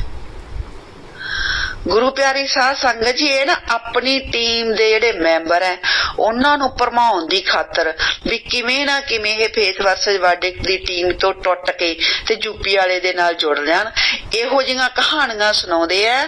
साडी टीम दे मैंबरां नूं सारिआं नूं पता है गुरु पिता जी दी अपार रहमत है भी जो यूपी दे विच आया ओ काल महाकाल दा रूप है, शैतान है, हैवान है, ओ बुराई दा प्रतीक है, ओ भगवान नहीं आया। उस दियां करतूतां तुहानूं भगवान वालियां लगदियां, उहदियां गल्लां तुहानूं भगवान वालियां लगदियां? की भगवान इहो जिहे हुंदे आ? ਭਗਵਾਨ ਅਗਰ ਧਰਤੀ ਤੇ ਹੈ, ਜਿਹਨੂੰ ਭਗਵਾਨ ਕਹਿੰਦੇ ਆ, ਅੱਲਾ, ਰਾਮ, ਗੋਡ, ਖੁਦਾ, ਰੱਬ, ਕੁਝ ਵੀ ਕਹਿ ਲੋ, ਪਾਰ ਬ੍ਰਹਮ, ਪਰਮੇਸ਼ਵਰ, ਅਕਾਲ ਪੁਰਖ, ਉਹ ਅਗਰ ਧਰਤੀ ਤੇ ਆਇਆ ਤਾਂ ਉਹ ਸਿਰਫ ਇਸ ਵੇਲੇ ਸਾਡੇ ਅਸਲੀ ਗੁਰੂ ਪਿਤਾ ਜੀ ਦੇ ਰੂਪ ਚ ਆਇਆ ਹੋਇਆ, ਨਾ ਕਿ ਜੁੱਪੀ ਵਾਲੇ ਦੇ ਰੂਪ ਦੇ ਵਿੱਚ। ਤੁਹਾਡੀ ਅੱਖ ਨਹੀਂ ਪਹਿਚਾਨ ਰਹੀ, ਅਸਲੀ ਤੇ ਨਕਲੀ ਦੇ ਵਿੱਚ ਤੁਸੀਂ ਕੀ ਫਰਕ ਕਰਨੀ ਸੀ? ਤੁਹਾਨੂੰ ਤਾਂ ਕਾਲ ਤੇ ਦਿਆਲ ਦੇ ਵਿੱਚ ਫਰਕ ਨਹੀਂ ਪਤਾ ਲੱਗ ਰਿਹਾ ਵੀ ਕਾਲ ਕੀ ਹੈ ਤੇ ਦਿਆਲ ਕੀ ਹੈ। ਗੁਰੂ ਪਿਤਾ ਜੀ ਇਹੀ ਤਾਂ ਕਹਿੰਦੇ ਸੀ ਭਾਈ ਵੀ ਕਾਲ ਤੇ ਦਿਆਲ ਦੀ ਜੰਗ ਚੱਲ ਰਹੀ ਹੈ, ਤੇ ਘੱਟੋ ਘੱਟ ਕਾਲ ਤੇ ਦਿਆਲ ਦੇ ਵਿੱਚ ਫਰਕ ਕਰਨਾ ਤਾਂ ਸਿੱਖੋ। ਦੂਜਾ ਇਹ ਵੀ ਭਗਵਾਨ, ਤੁਸੀਂ ਕਿਹਨੂੰ ਭਗਵਾਨ ਮੰਨ ਰਹੇ ਹੈ? ਭਗਵਾਨ ਨੂੰ ਆਪਣੇ ਗੁਰੂ ਦੇ ਵਿੱਚ ਦੇਖਦੇ ਹੋ ਤੁਸੀਂ ਕਿ ਆਪਣੇ ਗੁਰੂ ਨੂੰ ਭਗਵਾਨ ਦੇ ਵਿੱਚ ਦੇਖਦੇ ਆ, ਰੂਪ ਵਿੱਚ ਦੇਖਦੇ ਆ? ਸਹਿਜੋ ਬਾਈ ਤਾਂ ਭਗਵਾਨ ਨੂੰ ਵੀ ਤੁੱਛ ਸਮਝਦੀ ਹੈ ਆਪਦੇ ਗੁਰੂ ਦੇ ਸਾਹਮਣੇ। ਉਹ ਕਹਿੰਦੀ ਮੇਰਾ ਤਾਂ ਗੁਰੂ ਹੀ ਸਾਰਾ ਭਗਵਾਨ ਹੈ, ਸਭ ਕੁਝ ਹੈ, ਇਸੇ ਕਰਕੇ ਉਹਨੂੰ ਕਿਸੇ ਹੋਰ ਭਗਵਾਨ ਦੀ ਲੋੜ ਵੀ ਨਹੀਂ। ਤੇ ਸੱਚੇ ਪ੍ਰੇਮੀ ਦੀ ਵੀ ਇਹੀ ਨਿਸ਼ਾਨੀ ਹੁੰਦੀ ਹੈ, ਉਹ ਆਪਣੇ ਗੁਰੂ ਦੇ ਵਿੱਚੋਂ ਭਗਵਾਨ ਨੂੰ ਦੇਖਦਾ ਹੈ, ਇੱਥੋਂ ਤੱਕ ਕਿ ਉਹ ਕਹਿ ਦਿੰਦਾ ਵੀ ਮੇਰਾ ਗੁਰੂ ਹੈ ਜਿਹੜਾ, ਉਹ ਤਾਂ ਭਗਵਾਨ ਤੋਂ ਵੀ ਉੱਪਰ ਹੈ। ਇੱਥੇ ਹੁੰਦੀ ਹੈ ਸੱਚੇ ਪ੍ਰੇਮੀ ਦੀ ਸੋਚ ਖੜੀ, ਉਹ ਤਾਂ ਆਪਣੇ ਗੁਰੂ ਨੂੰ ਭਗਵਾਨ ਤੋਂ ਵੀ ਉੱਪਰ ਮੰਨਦਾ। ਤੇ ਤੁਸੀਂ ਕਿਹੜੇ ਭਗਵਾਨ ਦੀ ਗੱਲ ਕਰਦੇ ਆ? ਕਿਹੜਾ ਭਗਵਾਨ ਜੁੱਪੀ ਵਾਲੇ ਦੇ ਵਿੱਚ ਬਹਿ ਗਿਆ ਆ ਕੇ ਤੇ ਜਿਹੜਾ ਤੁਸੀਂ ਉਹਨੂੰ ਮੰਨ ਰਹੇ? ਜਦੋਂ ਸਾਡਾ ਸਤਿਗੁਰ ਹੀ ਕੁੱਲ ਮਾਲਿਕ, ਪਾਰ ਬ੍ਰਹਮ, ਪਰਮੇਸ਼ਵਰ ਹੈ, ਤੇ ਅਸੀਂ ਫਿਰ ਹੋਰ ਕਿਸੇ ਭਗਵਾਨ ਤੋਂ ਟਿੰਡੀਆਂ ਲੈਣੀਆਂ? ਰੂਹਾਨੀਅਤ ਦੇ ਵਿੱਚ ਗੁਰੂ ਦਾ ਦਰਜਾ ਭਗਵਾਨ ਤੋਂ ਉੱਪਰ ਰਿਹਾ, ਹਮੇਸ਼ਾ ਹੀ ਰਿਹਾ। ਜਿਹੜੇ ਕਬੀਰ ਸਾਹਿਬ ਆ ਜਿਵੇਂ ਆਏ ਇੱਥੇ, ਉਹਨਾਂ ਦਾ ਆਪਾਂ ਨੂੰ ਦੋਹਾ ਸੁਣੋ ਨਾ, ਦੋਹੇ ਦੇ ਵਿੱਚ ਉਹਨਾਂ ਨੇ ਕੀ ਕਿਹਾ ਵੀ ਗੁਰੂ ਗੋਬਿੰਦ ਦੋਨੋਂ ਖੜੇ, ਕਾਕੇ ਲਾਗੋ ਪਾਏ, ਬਲਹਾਰੀ ਗੁਰੂ ਆਪਣੇ, ਜਿਨ ਗੋਬਿੰਦ ਦਿਓ ਦਿਖਾਏ। ਮਤਲਬ ਰੂਹਾਨੀਅਤ ਦੇ ਵਿੱਚ ਭਗਵਾਨ ਨਾਲੋਂ ਜ਼ਿਆਦਾ ਅਹਿਮੀਅਤ ਗੁਰੂ ਦੀ ਹੁੰਦੀ ਹੈ। ਕੀ ਕਹਿ ਰਹੇ ਕਬੀਰ ਸਾਹਿਬ? ਇਹੀ ਤਾਂ ਕਹਿੰਦੇ ਵੀ ਗੁਰੂ ਤੇ ਗੋਬਿੰਦ ਮਤਲਬ ਪਰਮਾਤਮਾ ਦੋਨੋਂ ਮੇਰੇ ਸਾਹਮਣੇ ਖੜੇ ਆ। ਕਹਿੰਦੇ ਮੈਂ ਕਿਹਦੇ ਪੈਰੀ ਹੱਥ ਲਾਵਾਂ, ਕਿਹਦੇ ਪੈਰਾਂ ਨਾਲ ਲੱਗਾ? ਤਾਂ ਫਿਰ ਉਹ ਕਹਿੰਦੇ ਵੀ ਮੈਂ ਤਾਂ ਆਪਣੇ ਗੁਰੂ ਤੋਂ ਬਲਹਾਰੀ ਜਾਊਂਗਾ ਜਿਹਨੇ ਮੈਨੂੰ ਇਹ ਪਰਮਾਤਮਾ ਦਿਖਾਇਆ। ਗੁਰੂ ਪਿਆਰੀ ਸਾਧ ਸੰਗਤ ਜੀ, ਮੈਨੂੰ ਇਹ ਸਮਝ ਨਹੀਂ ਲੱਗਦੀ ਵੀ ਯੂਪੀ ਵਾਲੇ ਦੇ ਵਿੱਚ ਇਹਨਾਂ ਨੂੰ ਕਿਹੜਾ ਭਗਵਾਨ ਨਜ਼ਰ ਆਉਂਦਾ ਹੈ। ਗੁਰੂ ਪਿਤਾ ਜੀ ਅਕਸਰ ਹੀ ਆਪਾਂ ਨੂੰ ਇਹ ਕਹਿੰਦੇ ਹੁੰਦੇ ਸੀ ਵੀ ਜਿਹੜਾ ਕਾਲ ਮਹਾਕਾਲ ਹੈ ਇਹ ਵੀ ਬਹੁਤ ਪਾਵਰਫੁਲ ਹੈ, ਇਹਦੇ ਚ ਵੀ ਬਹੁਤ ਸ਼ਕਤੀ ਹੈ, ਇਹਨੂੰ ਵੀ ਤਰਲੋਕੀਨਾਥ ਕਿਹਾ ਜਾਂਦਾ ਹੈ। ਇਹਨੇ ਸਾਰੇ ਸੰਸਾਰ ਦੀ ਰਚਨਾ ਕੀਤੀ ਹੈ। ਇਹਨੂੰ ਕਈ ਵਾਰੀ ਰਾਮ ਦੀ ਉਪਾਧੀ ਵੀ ਦਿੱਤੀ ਹੈ। ਗੁਰਬਾਣੀ ਦੇ ਵਿੱਚ ਵੀ ਜਿਹੜਾ ਹੈਗਾ ਇਸ ਦਾ ਜ਼ਿਕਰ ਆਉਂਦਾ ਹੈ। 4 ਤਰ੍ਹਾਂ ਦੇ ਰਾਮ ਗੁਰਬਾਣੀ ਦੇ ਵਿੱਚ ਆਉਂਦੇ ਹੈ। एक राम दशरथ घर डोले, एक राम घट घट में बोले, एक राम का सगल पसारा, एक राम तिर गुण से न्यारा। ਇਹਦਾ ਮਤਲਬ ਕੀ ਹੈ ਵੀ ਇੱਕ ਰਾਮ ਸ਼੍ਰੀ ਰਾਮਚੰਦਰ ਜੀ ਜੋ ਭਗਵਾਨ ਸ਼੍ਰੀ ਰਾਮਚੰਦਰ ਜੀ ਹੋਏ ਆ ਔਰ ਰਾਜਾ ਦਸ਼ਰਥ ਦੇ ਬੇਟੇ ਹੋਏ ਆ। ਦੂਸਰਾ एक राम घट घट में बोले भी दूसरा राम मन नू कहा गया जेड़ा हर घट दे हर शरीर दे अंदर रह रहा है। और एक राम का सगल पसारा, तीसरा राम जिहदा ये सारा पसारा है, मतलब तरलोकी नाथ जिसनू कहा जाता है, जां जिन्हें इस सारे संसार दी रचना की है, काल महाकाल।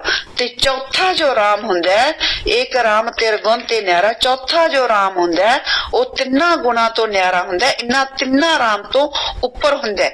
उस राम दा ही आपां नूं गुरु पिता जी ने नाम शब्द गुरमंत्र दिता होया है।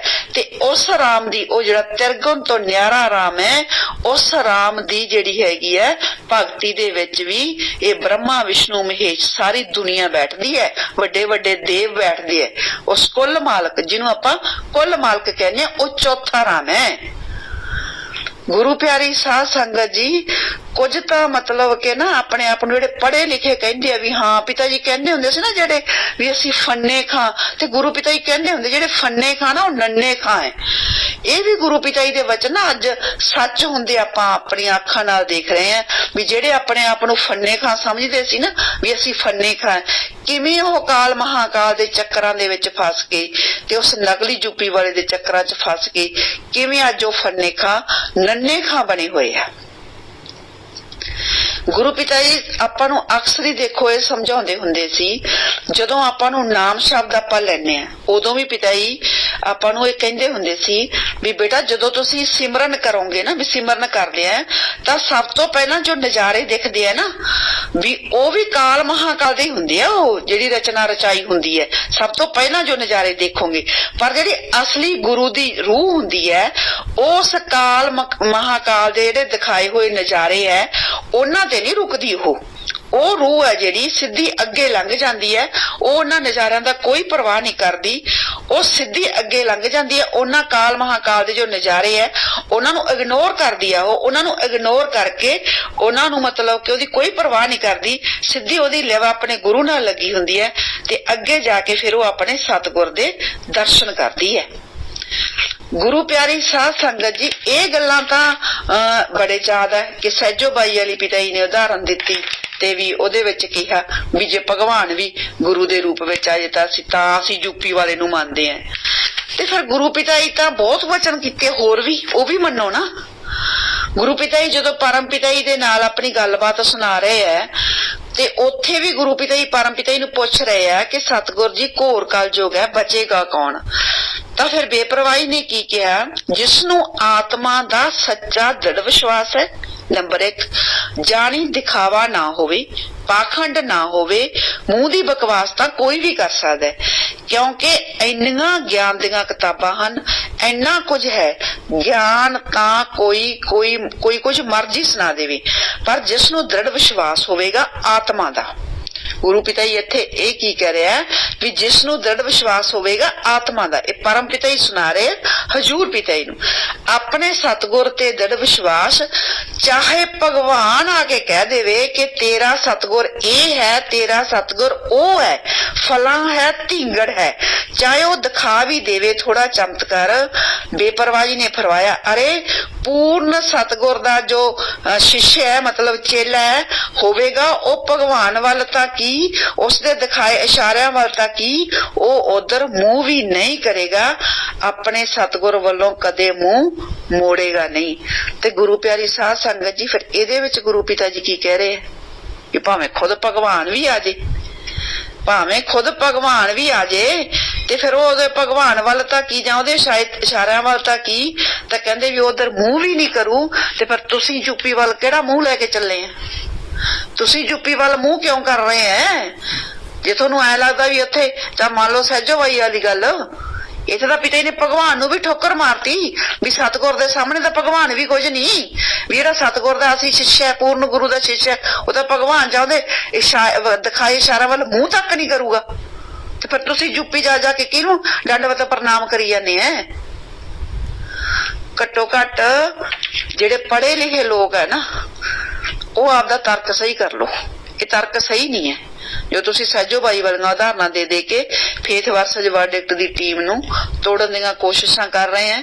ਗੁਰੂ ਪਿਆਰੀ ਸਾਧ ਸੰਗਤ ਜੀ, ਮੈਨੂੰ ਨਾ ਮੇਰੀ ਇੱਕ ਫਰੈਂਡ ਹੀ ਹੈ ਤਾਂ ਉਹਨੇ ਮੈਨੂੰ ਇੱਕ ਵਾਰ ਆਪਣੀ ਗੱਲ ਹੱਡ ਬੀਤੀ ਗੱਲ ਦੱਸੀ। ਉਸਨੇ ਮੈਨੂੰ ਕਿਹਾ, ਕਹਿੰਦੀ ਵੀਰਪਾਲ 90-91 ਦੀ ਗੱਲ ਹੈ, ਪਰਮ ਪਿਤਾ ਜੀ ਔਰ ਹਜੂਰ ਪਿਤਾ ਜੀ ਦੋਨੋਂ ਉਸ ਟਾਈਮ ਗੱਦੀ ਤੇ ਬਿਰਾਜਮਾਨ ਸੀ। 91 ਦੀ ਗੱਲ ਆ। ਉਹ ਕਹਿੰਦੀ ਵੀ ਜਦੋਂ ਮੈਂ ਸਿਮਰਨ ਤੇ ਬੈਠਦੀ ਤਾਂ ਕਹਿੰਦੀ ਮੈਨੂੰ ਪਹਿਲਾਂ ਗੁਰੂ ਪਿਤਾ ਜੀ ਦੇ ਦਰਸ਼ਨ ਹੁੰਦੇ, ਹਜੂਰ ਪਿਤਾ ਜੀ ਦੇ, ਤੇ ਬਾਅਦ ਦੇ ਵਿੱਚ ਕਹਿੰਦੀ ਉਹ ਹਜੂਰ ਪਿਤਾ ਜੀ ਤੋਂ ਕਹਿੰਦੀ ਇੱਕ ਤਾਂਤਰਿਕ ਦੇ ਵਿੱਚ ਬਦਲ ਜਾਂਦੇ। ਕਹਿੰਦੇ ਮੈਨੂੰ ਬੜੀ ਟੈਨਸ਼ਨ ਹੋਈ ਵੀ ਆਹ ਕੀ ਗੱਲ ਹੋਈ ਵੀ ਪਹਿਲਾਂ ਮੈਨੂੰ ਹਜੂਰ ਪਿਤਾ ਜੀ ਦੇ ਦਰਸ਼ਨ ਹੁੰਦੇ ਆ, ਫਿਰ ਉਸ ਤੋਂ ਬਾਅਦ ਉਹ ਇੱਕ ਤਾਂਤਰਿਕ ਦੇ ਵਿੱਚ ਬਦਲ ਜਾਂਦੇ ਆ। ਫਿਰ ਉਸ ਟਾਈਮ ਤਾਂ ਦੇਖੋ ਹਾਜ਼ਰ ਹਜੂਰ ਸੀ ਸਤਿਗੁਰ। ਉਹ ਕਹਿੰਦੀ ਵੀ ਦੋਨੇ ਗੁਰੂ ਪਿਤਾ ਜੀ ਬੈਠੇ ਸੀ, ਵੀ ਪਰਮ ਪਿਤਾ ਜੀ ਬੈਠੇ ਸੀ ਤੇ ਹਜੂਰ ਪਿਤਾ ਜੀ। ਕਹਿੰਦੀ ਮੈਂ ਆਪਣੀ ਸਮੱਸਿਆ ਜਾ ਕੇ ਹਜੂਰ ਪਿਤਾ ਜੀ ਨੂੰ ਦੱਸੀ ਵੀ ਪਿਤਾ ਜੀ ਮੇਰੇ ਨਾਲ ਇਸ ਤਰ੍ਹਾਂ ਹੁੰਦਾ ਵੀ ਜਦੋਂ ਮੈਂ ਸਿਮਰਨ ਕਰਦੀ ਹਾਂ ਪਹਿਲਾਂ ਮੈਨੂੰ ਆਪ ਜੀ ਦੇ ਦਰਸ਼ਨ ਹੁੰਦੇ ਆ, ਉਸ ਤੋਂ ਬਾਅਦ ਵੀ ਆਪ ਜੀ ਦੇ ਦਰਸ਼ਨ ਤਾਂਤਰਿਕ ਵਿੱਚ ਬਦਲ ਜਾਂਦੇ। ਤਾਂ ਫਿਰ ਉੱਥੇ ਗੁਰੂ ਪਿਤਾ ਜੀ ਨੇ ਵਚਨ ਕੀਤੇ ਵੀ ਬੇਟਾ ਤੁਸੀਂ ਆਪਣਾ ਨਾਮ ਚੈੱਕ ਕਰਵਾਓ। ਤਾਂ ਫਿਰ ਉਹ ਭੈਣ ਨੇ ਕਿਹਾ, ਕਹਿੰਦੀ ਵੀ ਮੈਂ ਜਦੋਂ ਨਾਮ ਚੈੱਕ ਕਰਵਾ ਕੇ ਆਈ ਤਾਂ ਕਹਿੰਦੀ ਮੇਰੇ ਨਾਮ ਸ਼ਬਦ ਦੇ ਵਿੱਚੋਂ ਇੱਕ ਸ਼ਬਦ ਦਾ ਇੱਕ ਅੱਖਰ ਗਲਤ ਸੀ। ਤੇ ਕਹਿੰਦੀ ਜਦੋਂ ਮੈਂ ਉਹ ਆਪਦਾ ਅੱਖਰ ਸਹੀ ਕਰ ਲਿਆ ਤੇ ਕਹਿੰਦੀ ਫਿਰ ਉਸ ਤੋਂ ਬਾਅਦ ਕਹਿੰਦੀ ਮੈਨੂੰ ਗੁਰੂ ਪਿਤਾ ਜੀ ਦੇ ਦਰਸ਼ਨ ਹੁੰਦੇ ਰਹੇ। ਹੁਣ ਤੱਕ ਕਹਿੰਦੀ ਹੁਣ ਵੀ ਕਦੇ ਮੇਰਾ ਨਾਮ ਨਾ ਤਾਂ ਗਲਤ ਹੋਇਆ, ਮੈਂ ਇਸ ਚੀਜ਼ ਦਾ ਪੂਰਾ ਧਿਆਨ ਰੱਖਦੀ ਹਾਂ ਸਿਮਰਨ ਦੇ ਟਾਈਮ। ਤਾਂ ਗੁਰੂ ਪਿਆਰੀ ਸਾਧ ਸੰਗਤ ਜੀ, ਜਦੋਂ ਗੁਰੂ ਪਿਤਾ ਜੀ ਆਪਾਂ ਨੂੰ ਨਾਮ ਸ਼ਬਦ ਦਿੰਦੇ ਆ ਉਸ ਟਾਈਮ ਇਹ ਗੱਲ ਕਲੀਅਰ ਵੀ ਕਰਦੇ ਆ ਵੀ ਆਪਾਂ ਉਸ ਅਕਾਲ ਪੁਰਖ ਦੀ ਭਗਤੀ ਕਰਨੀ ਹੈ। ਮੈਂ ਉਸ ਭੈਣ ਨੂੰ ਕਿਹਾ ਵੀ ਤੂੰ ਅਕਾਲ ਪੁਰਖ ਦੀ ਭਗਤੀ ਛੱਡ ਕੇ ਕਾਲ ਦੀ ਭਗਤੀ ਕਰਨ ਲੱਗ ਗਈ। ਇਸੇ ਕਰਕੇ ਤੈਨੂੰ ਜਿਹੜਾ ਕਾਲ ਹੈ ਪਹਿਲਾਂ ਗੁਰੂ ਪਿਤਾ ਜੀ ਦਾ ਰੂਪ ਧਾਰਨ ਕਰਕੇ ਦਰਸ਼ਨ ਦਿੰਦਾ ਰਿਹਾ ਤੇ ਉਸ ਤੋਂ ਬਾਅਦ ਉਹ ਆਪਣਾ ਅਸਲ ਰੂਪ ਦੇ ਵਿੱਚ ਆ ਜਾਂਦਾ ਸੀ, ਵੀ ਤਾਂਤਰਿਕ ਦੇ ਰੂਪ ਵਿੱਚ ਆ ਜਾਂਦਾ ਸੀ। ਤੇ ਗੁਰੂ ਪਿਤਾ ਜੀ ਇਹ ਗੱਲ ਸਾਨੂੰ ਨਾਮ ਸ਼ਬਦ ਦੇਣ ਵੇਲੇ ਸਮਝਾਉਂਦੇ ਹੈ ਵੀ ਤੁਸੀਂ ਆੜਾ ਜ਼ਰੂਰ ਲਾਉਣਾ ਹੈ। ਮਤਲਬ ਅਸੀਂ ਅਕਾਲ ਪੁਰਖ ਦੀ ਭਗਤੀ ਕਰਨੀ ਹੈ, ਅਸੀਂ ਕਾਲ ਦੀ ਭਗਤੀ ਨਹੀਂ ਕਰਨੀ। ਜਦੋਂ ਅਸੀਂ ਆਪਦੇ ਜੇ ਨਾਮ ਸ਼ਬਦ ਦੇ ਨਾਲ ਇੱਕ ਅੱਖਰ ਦੇ ਨਾਲ ਆੜਾ ਕੱਟ ਦਿੰਨੇ ਆ ਤਾਂ ਉਹ ਕਾਲ ਦੀ ਭਗਤੀ ਹੋ ਜਾਂਦੀ ਹੈ। ਫਿਰ ਚਾਹੇ ਨਾਮ ਸ਼ਬਦ ਗੁਰੂ ਪਿਤਾ ਹੀ ਨੇ ਦਿੱਤਾ ਹੋਇਆ ਹੈ, ਨਾਮ ਸ਼ਬਦ ਵੀ ਉਹੀ ਹੈ, ਪਰ ਸਿਰਫ ਇੱਕ ਅੱਖਰ ਲਾਉਣ ਨਾਲ ਦੇਖੋ ਇਹ ਪ੍ਰਤੱਖ ਹੈ ਬਿਲਕੁਲ, ਚਾਹੇ ਕੋਈ ਮਰਜ਼ੀ ਪਰ ਜਾ ਕੇ ਦੇਖ ਲੇ। ਤਾਂ ਗੁਰੂ ਪਿਤਾ ਜੀ ਨੇ ਇਹ ਗੱਲ ਸਮਝਾਈ ਹੋਈ ਹੈ, ਮੈਂ ਖੁਦ ਵੀ ਸੁਣੀ ਹੋਈ ਹੈ ਗੁਰੂ ਪਿਤਾ ਜੀ ਤੋਂ, ਵੀ ਅਸੀਂ ਫਿਰ ਕਾਲ ਦੀ ਭਗਤੀ ਜੇ ਤੁਸੀਂ ਕਰਨ ਲੱਗ ਗਏ ਤਾਂ ਫਿਰ ਤੁਸੀਂ ਕਾਲ ਦੇ ਦਾਇਰੇ ਦੇ ਵਿੱਚ ਚਲੇ ਜਾਓਗੇ, ਦਿਆਲ ਦੇ ਦਾਇਰੇ ਦੇ ਵਿੱਚੋਂ ਨਿਕਲ ਜਾਓਗੇ। ਤਾਂ ਗੁਰੂ ਪਿਆਰੀ ਸਾਧ ਸੰਗਤ ਜੀ, ਸਾਨੂੰ ਗੁਰਬਾਣੀ ਦੇ ਵਿੱਚ ਜੇ ਤੁਸੀਂ ਪਵਿੱਤਰ ਗੁਰਬਾਣੀ ਦੇ ਵਿੱਚ ਵੀ ਉਹਦਾ ਮੂਲ ਮੰਤਰ ਦੇਖੋਗੇ ਤਾਂ ਉਹਦੇ ਵਿੱਚ ਵੀ ਅਕਾਲ ਪੁਰਖ ਦੀ ਹੀ ਉਸਤਤੀ ਕੀਤੀ ਗਈ ਹੈ। ਜਿਵੇਂ ਮੂਲ ਮੰਤਰ ਦੇ ਵਿੱਚ ਹੀ ਆਪਾਂ ਦੇਖਦੇ ਹਾਂ, ਏਕ ਓਂਕਾਰ ਸਤਨਾਮ ਕਰਤਾ ਪੁਰਖ ਨਿਰਭਉ ਨਿਰਵੈਰ ਅਕਾਲ ਮੂਰਤ ਆਜੂਨੀ ਸੈਭੰ ਗੁਰ ਪ੍ਰਸਾਦ। ਤਾਂ ਇੱਥੇ ਵੀ ਜਿੰਨੀ ਵਡਿਆਈ ਹੈ ਇਸ ਮੂਲ ਮੰਤਰ ਹੈ ਇਹ, ਤਾਂ ਮਤਲਬ ਸਿੱਖ ਧਰਮ ਦੇ ਲੋਕ ਆ ਜੋ ਜ਼ਿਆਦਾ ਇਸ ਮੂਲ ਮੰਤਰ ਦਾ ਜਾਪ ਕਰਦੇ ਆ, ਤਾਂ ਇਹਦੇ ਵਿੱਚ ਵੀ ਜੋ ਉਸ ਅਕਾਲ ਪੁਰਖ ਦੀ ਹੀ ਉਸਤਤੀ ਕੀਤੀ ਗਈ ਹੈ, ਉਹਦਾ ਗੁਣ ਗਾਣ ਗਾਇਆ ਗਿਆ। ਤੇ ਮੈਂ ਤੁਹਾਨੂੰ ਲਾਈਵ ਦੇ ਵਿੱਚ ਇਹ ਗੱਲ ਇਸ ਕਰਕੇ ਕਹੀ ਹੈ ਵੀ ਮੈਨੂੰ ਉਸ ਭੈਣ ਨੇ ਪਿਛਲੇ ਹਫ਼ਤੇ ਗੱਲ ਦੱਸੀ ਵੀ ਜੇ ਮੇਰਾ ਇਸ ਤਰ੍ਹਾਂ ਇੱਕ ਅੱਖਰ ਗਲਤ ਹੋ ਗਿਆ ਤਾਂ ਕਿਵੇਂ ਜਿਹੜਾ ਕਾਲ ਹੈ ਮੈਨੂੰ ਗੁਰੂ ਪਿਤਾ ਜੀ ਦਾ ਰੂਪ ਪਹਿਲਾਂ ਧਾਰਨ ਕਰਕੇ ਦਰਸ਼ਨ ਦਿੰਦਾ ਤੇ ਉਸ ਤੋਂ ਬਾਅਦ ਤਾਂਤਰਿਕ ਦਾ ਰੂਪ ਧਾਰਨ ਕਰ ਲੈਂਦਾ ਸੀ। ਤਾਂ ਲਾਈਵ ਵਿੱਚ ਦੱਸਣ ਦਾ ਮਤਲਬ ਇਹ ਸੀ ਵੀ ਜੇ ਮੈਨੂੰ ਐਂ ਲੱਗਣ ਲੱਗ ਗਿਆ ਉਸ ਦਿਨ ਤੋਂ ਜਿਹੜਾ ਯੂਪੀ ਵਾਲੇ ਦੇ ਅੰਧ ਭਗਤ ਹੈ ਕਿਤੇ ਇਹ ਤਾਂ ਨਹੀਂ ਵੀ ਅਕਾਲ ਦੀ ਭਗਤੀ ਕਰੀ ਜਾਂਦੇ ਆ, ਕਿਉਂਕਿ ਨਾਮ ਤਾਂ ਹੁਣ ਕੋਈ ਚੈੱਕ ਕਰਨ ਵਾਲਾ ਹੈ ਨਹੀਂ ਤੇ ਨਾ ਇਹਨਾਂ ਨੇ ਚੈੱਕ ਕਰਵਾਇਆ ਹੋਣਾ, ਤਾਂ ਵੀ ਕਾਲ ਦੀ ਭਗਤੀ ਕਰੀ ਜਾਂਦੇ ਹੁਣ। ਇਸੇ ਕਰਕੇ ਇਹ ਫਿਰ ਜਦੋਂ ਕਾਲ ਮਹਾਕਾਲ ਆਇਆ ਉਹਦੇ ਆਉਣ ਤੇ ਨੱਚੀ ਜਾਂਦੇ ਆ, ਲੱਗਦਾ ਤਾਂ ਆਈ ਹੈ, ਬਾਕੀ ਪਿਤਾ ਹੀ ਜਾਣਦੇ ਆ, ਲੱਗਦਾ ਤਾਂ ਇਸ ਤਰ੍ਹਾਂ ਹੀ ਹੈ ਵੀ ਇਹ ਤਾਂ ਕਾਲ ਮਹਾਕਾਲ ਦੀ ਜਿਹੜੀ ਉਹ ਭਗਤੀ ਕਰ ਰਹੇ ਆ। ਇਸੇ ਕਰਕੇ ਕਾਲ ਮਹਾਕਾਲ ਦੇ ਆਉਣ ਤੇ ਨੱਚ ਰਹੇ ਆ, ਜਾਂ ਫਿਰ ਉਹ ਜਾਣ ਬੁੱਝ ਕੇ ਉਹਨਾਂ ਦਾ ਕੋਈ ਨਾ ਕੋਈ ਸਵਾਰਥ ਹੋਊਗਾ, ਜਾਂ ਤਾਂ ਪ੍ਰਬੰਧਕੀ ਕਮੇਟੀ ਨਾਲ ਉਹਨਾਂ ਦਾ ਕੋਈ ਨਾ ਕੋਈ ਸਵਾਰਥ ਹੋਊਗਾ, ਹਨੀਪ੍ਰੀਤ ਨਾਲ ਕੋਈ ਨਾ ਕੋਈ ਉਹਨਾਂ ਦਾ ਸਵਾਰਥ ਹੋਊਗਾ, ਤੇ ਜਾਂ ਫਿਰ ਉਹਦੇ ਸਵਾਰਥ ਕੀ ਹੈ, ਜਿਆਦਾ ਤਾਂ ਪੈਸੇ ਦਾ ਸਵਾਰਥ ਚੱਲ ਰਿਹਾ ਤੇ ਜਾਂ ਫਿਰ ਅਹੁਦੇ ਦਾ ਸਵਾਰਥ, ਜਾਂ ਫਿਰ ਕੋਈ ਆਪਦਾ ਕੰਮ ਧੰਦਾ ਨੌਕਰੀ ਦਾ ਸਵਾਰਥ। ਆਪਣੇ ਸਵਾਰਥ ਦੀ ਤਾਂ ਉਹ ਗੱਲ ਨਹੀਂ ਕਰਦੇ ਵੀ ਸਾਡਾ ਇਹ ਸਵਾਰਥ ਹੈ ਜਿਹਦੇ ਕਰਕੇ ਸਾਡੀ ਇਹ ਮਜਬੂਰੀ ਹੈ ਵੀ ਯੂਪੀ ਵਾਲੇ ਨੂੰ ਅਸੀਂ ਗੁਰੂ ਬਣਾ ਰੱਖਿਆ, ਤੇ ਉਲਟਾ ਉਹ ਆਪਣੀ ਟੀਮ ਨੂੰ ਹੀ ਇਹੋ ਜਿਹੇ ਪੁੱਠੇ ਸਿੱਧੇ ਤਰਕ ਦੇ ਕੇ ਤੇ ਇਹ ਕਹਿ ਰਹੇ ਆ ਵੀ ਨਹੀਂ ਅਸੀਂ ਤਾਂ ਆਹ ਤਰਕ ਹੈ ਜੀ ਤਾਂ ਅਸੀਂ ਯੂਪੀ ਵਾਲੇ ਨੂੰ ਗੁਰੂ ਮੰਨਦੇ ਆ। ਤੇ ਜਿਨ੍ਹਾਂ ਨੇ ਸਹਿਜੋ ਬਾਈ ਵਾਲਾ ਤਰਕ ਦਿੱਤਾ ਹੋਇਆ ਨਾ, ਉਹ ਆਪਦਾ ਤਰਕ ਆਪਣੇ ਕੋਲ ਰੱਖਣ, ਥੋੜਾ ਜਿਹਾ ਆਪਦਾ ਦਿਮਾਗ ਨੂੰ ਓਪਨ ਮਾਈਂਡ ਹੋ ਕੇ, ਵੀ ਜਿਵੇਂ ਪਿਤਾ ਜੀ ਕਹਿੰਦੇ ਹੁੰਦੇ ਸੀ ਖੁੱਲੇ ਦਿਮਾਗ ਨਾਲ ਸੋਚਣ ਵੀ ਕੀ ਯੂਪੀ ਵਾਲੇ ਦੇ ਅੰਦਰ ਭਗਵਾਨ ਬੈਠਾ ਕਿ ਕਾਲ ਹੈ ਕਿ ਸ਼ੈਤਾਨ ਹੈ, ਕੌਣ ਆ ਉਹਦੇ ਅੰਦਰ। ਤੇ ਗੁਰੂ ਪਿਆਰੀ ਸਾਧ ਸੰਗਤ ਜੀ ਨਾ, ਮਤਲਬ ਕਿ ਤੁਸੀਂ ਇਹ ਦੇਖੋ ਵੀ ਅਗਰ ਪਹਿਚਾਣ ਕਰਨੀ ਹੋਵੇ ਨਾ ਸੱਚ ਤੇ ਝੂਠ ਦੀ ਤਾਂ ਦੂਰੋਂ ਹੀ ਪਤਾ ਲੱਗਦਾ, ਕਹਿੰਦੇ ਜਿਵੇਂ ਪਿੰਡ ਆ ਉਹ ਘੀਰਿਆਂ ਤੋਂ ਹੀ ਪਛਾਣਿਆ ਜਾਂਦਾ। ਇਸ ਬੰਦੇ ਦੇ ਤਾਂ ਆਉਣ ਤੇ ਤੁਰਨ ਦਾ ਬੈਠਣ ਦਾ ਕੀ ਤਰੀਕਾ ਆਪਾਂ ਨੂੰ ਪਤਾ ਨਹੀਂ ਵੀ ਸਾਡੇ ਸਤਿਗੁਰ ਦਾ ਤਰੀਕਾ ਕੀ ਹੈ। ਘੱਟੋ ਘੱਟ ਤੁਸੀਂ ਆਪਦੇ ਸਤਿਗੁਰ ਨੂੰ ਇੰਨਾ ਛੋਟਾ ਨਾ ਕਰੋ ਜਿੰਨਾ ਛੋਟਾ ਉਸ ਯੂਪੀ ਵਾਲੇ ਨੇ ਕਰ ਰੱਖਿਆ। ਸਾਡਾ ਸਤਿਗੁਰ ਬਹੁਤ ਮਹਾਨ ਹੈ, ਬਹੁਤ ਮਹਾਨ ਸ਼ਖਸੀਅਤ ਹੈ, ਕੁੱਲ ਮਾਲਕ ਹੈ, ਪਾਰ ਬ੍ਰਹਮ ਪਰਮੇਸ਼ਵਰ ਹੈ। ਦੂਜਾ ਆਪਣੇ ਗੁਰੂ ਨੂੰ ਲੈ ਕੇ ਇਹ ਗੱਲ ਯਾਦ ਰੱਖੋ, ਸਾਡਾ ਸਤਿਗੁਰ ਆਪਣੇ ਮੱਥੇ ਤੇ ਐਡਾ ਵੱਡਾ ਕਲੰਕ ਲਾ ਕੇ ਬਾਹਰ ਨਹੀਂ ਆਊਗਾ, ਉਹ ਨਿਸ਼ਕਲੰਕ ਅਵਤਾਰ ਦੇ ਰੂਪ ਦੇ ਵਿੱਚ ਬਾਹਰ ਆਉਣਗੇ। ਸਭ ਤੋਂ ਪਹਿਲਾਂ ਉਹਨਾਂ ਦੇ ਮੱਥੇ ਤੇ ਜੋ ਕਲੰਕ ਲੱਗਿਆ ਹੋਇਆ ਆਪਾਂ ਦੇਖਦੇ ਹਾਂ ਨਾ ਮੀਡੀਆ ਦੇ ਵਿੱਚ ਹੁਣ ਕਿਵੇਂ ਦੁਬਾਰਾ ਫੇਰ ਪ੍ਰਚਾਰ ਹੋ ਗਿਆ ਕਿ ਨਾਮ ਇੱਕ ਸੱਚੇ ਸੰਤ ਦੇ ਨਾਮ ਦੇ ਅੱਗੇ ਕੀ ਕੀ ਘਟੀਆ ਸ਼ਬਦ ਲੱਗ ਰਹੇ ਆ। ਗੁਰੂ ਪਿਤਾ ਜੀ ਪਹਿਲਾਂ ਆਪਣਾ ਉਹ ਕਲੰਕ ਲਾਉਣਗੇ, ਨਿਸ਼ਕਲੰਕ ਅਵਤਾਰ ਦੇ ਰੂਪ ਦੇ ਵਿੱਚ ਆਉਣਗੇ। ਜਿਨ੍ਹਾਂ ਨੂੰ ਪਰਖ ਹੈ ਉਹਨਾਂ ਨੂੰ, ਛੋਟੇ ਜਿਹੇ ਬੱਚਿਆਂ ਨੂੰ ਵੀ, ਛੋਟੇ ਛੋਟੇ ਬੱਚਿਆਂ ਨੂੰ ਵੀ ਅਸਲੀ ਗੁਰੂ ਦੀ ਪਰਖ ਹੈ। ਮੈਂ ਇੱਕ ਸਾਧ ਸੰਗੀ ਦੇ ਘਰ ਗਈ, 3 ਸਾਲ ਦੀ ਬੱਚੀ ਹੈ ਸਿਰਫ ਉਹਨਾਂ ਦੀ, 3 ਸਾਲ ਦੀ ਬੱਚੀ। ਉਹ ਜਦੋਂ ਪਰਿਵਾਰ ਦੇ ਮੈਂਬਰ ਕਈ ਵਾਰੀ ਆਹ ਨਕਲੀ ਯੂਪੀ ਵਾਲੇ ਦੀ ਨਾ ਵੀਡੀਓ ਚਲਾ ਦਿੰਦੇ ਆ ਦੇਖਣ ਦੇ ਮਾਰੇ ਵੀ ਚਲੋ ਇਹ ਕੀ ਬੋਲਦਾ ਹੈ, ਤਾਂ ਉਹ ਆਪਣੀ ਟੀਮ ਦੇ ਮੈਂਬਰ ਹੀ, ਤਾਂ ਉਹ 3 ਸਾਲ ਦੀ ਬੱਚੀ ਰੋਣ ਲੱਗ ਜਾਂਦੀ ਹੈ ਉਸ ਯੂਪੀ ਵਾਲੇ ਨੂੰ ਦੇਖ ਕੇ, ਕਹਿ ਦੂਗੀ ਇਹ ਗੰਦੇ ਪਿਤਾ ਜੀ ਹੈ, ਇਹਨੂੰ ਬੰਦ ਕਰੋ, ਇਹ ਗੰਦੇ ਪਿਤਾ ਜੀ, ਇਹਨੂੰ ਬੰਦ ਕਰੋ। ਫਿਰ ਉਹ ਬੱਚੀ ਕਹਿ ਕੇ ਵੀ ਮਤਲਬ ਅਸਲੀ ਪਿਤਾ ਜੀ ਦੀ ਵੀਡੀਓ ਚਲਾਉਂਦੀ ਹੈ, ਕਹੂਗੀ ਅਸਲੀ ਪਿਤਾ ਵੀ ਸੋਹਣੇ ਪਿਤਾ ਜੀ ਨੂੰ ਲਗਾਓ, ਸੋਹਣੇ ਪਿਤਾ ਜੀ ਨੂੰ ਲਗਾਓ, ਗੰਦੇ ਪਿਤਾ ਜੀ ਬੰਦ ਕਰੋ। ਫਿਰ ਜਦੋਂ ਮਤਲਬ ਉਹਨਾਂ ਚਿਰ ਉਹ ਚੁੱਪ ਨਹੀਂ ਕਰਦੀ ਜਿੰਨਾ ਚਿਰ ਅਸਲੀ ਪਿਤਾ ਜੀ ਦੀ ਵੀਡੀਓ ਨਹੀਂ ਚਲਾਉਂਦੇ। ਤਾਂ ਇੱਕ 3 ਸਾਲ ਦੇ ਬੱਚੇ ਨੂੰ ਵੀ ਪਤਾ ਹੈ ਵੀ ਯੂਪੀ ਵਾਲੀ ਦੀ ਵੀਡੀਓ ਚੱਲਦੀ ਹੈ, ਤਾਂ ਉਹ ਮਤਲਬ ਰੋਣ ਲੱਗ ਜਾਂਦੀ ਹੈ, ਲਿਟਣ ਲੱਗ ਜਾਂਦੀ ਵੀ ਇਹ ਗੰਦੇ ਪਿਤਾ ਜੀ ਹੈ, ਸੋਹਣੇ ਪਿਤਾ ਜੀ ਲਾਓ। ਤੇ ਜਦੋਂ ਅਸਲੀ ਗੁਰੂ ਪਿਤਾ ਜੀ ਦੀ ਵੀਡੀਓ ਚਲਾਉਂਦੇ ਆ ਤਾਂ ਨੱਚਣ ਲੱਗ ਜਾਂਦੀ ਹੈ, ਬੱਚੀ ਖੁਸ਼ੀ ਨਾਲ ਨੱਚਣ ਲੱਗ ਜਾਂਦੀ ਹੈ। ਤਾਂ ਗੁਰੂ ਪਿਆਰੇ ਸਾਧ ਸੰਗਤ ਜੀ 3 ਸਾਲ ਦੇ ਬੱਚੇ ਨੂੰ ਵੀ ਅਹਿਸਾਸ ਹੈ। ਦੇਖੋ ਨਾ ਤਾਂ ਉਹਨੂੰ ਫਿਫਥ ਵਰਸਸ ਵਰਡਿਕਟ ਦੀ ਟੀਮ ਦਾ ਕੁਝ ਪਤਾ ਉਸ 3 ਸਾਲ ਦੇ ਬੱਚੇ ਨੂੰ, ਤੇ ਨਾ ਹੀ ਉਸ ਬੱਚੇ ਨੇ ਅਸਲੀ ਗੁਰੂ ਪਿਤਾ ਜੀ ਨੂੰ ਦੇਖਿਆ। ਤੇ ਫਿਰ ਵੀ ਸਿਰਫ ਵੀਡੀਓ ਦੇਖ ਕੇ ਇੱਕ 3 ਸਾਲ ਦਾ ਬੱਚਾ ਜੇ ਪਹਿਚਾਣ ਕਰ ਰਿਹਾ ਵੀ ਕੌਣ ਸੋਹਣੇ ਪਿਤਾ ਜੀ ਹੈ ਤੇ ਕੌਣ ਗੰਦੇ ਪਿਤਾ ਜੀ ਹੈ, ਤੇ ਫਿਰ ਕੀ ਜਿਹੜੇ ਵੱਡੇ ਆ ਤੇ ਆ ਵੱਡੇ ਆਪਣੇ ਆਪ ਨੂੰ ਪੜ੍ਹੇ ਲਿਖੇ ਪਿਤਾ ਜੀ ਦੇ ਕਹਿਣ ਨੂੰ ਫੰਨੇ ਖਾਂ ਆਪਣੇ ਆਪ ਨੂੰ ਸਮਝਦੇ ਆ ਵੀ ਸਾਨੂੰ ਹੀ ਜ਼ਿਆਦਾ ਬੁੱਧੀ ਮਾਲਕ ਨੇ ਦਿੱਤੀ ਹੈ, ਫਿਰ ਕੀ ਉਹਨਾਂ ਨੂੰ ਪਹਿਚਾਣ ਨਹੀਂ ਹੁੰਦੀ ਵੀ ਸਾਡਾ ਅਸਲੀ ਗੁਰੂ ਹੈ ਜਾਂ ਨਹੀਂ? ਉਹਨਾਂ ਨੂੰ ਪਤਾ ਵੀ ਸਾਡਾ ਅਸਲੀ ਗੁਰੂ ਮਹਾਨ ਕਿੰਨਾ, ਸਰਵ ਕਲਾ ਸੰਪੂਰਨ ਹੈ ਸਾਡਾ ਸਤਿਗੁਰ। ਤੇ ਆ ਯੂਪੀ ਵਾਲੇ ਦੇ ਵਿੱਚ ਤਾਂ ਇੱਕ ਕਲਾ ਵੀ ਹੈ ਨਹੀਂ।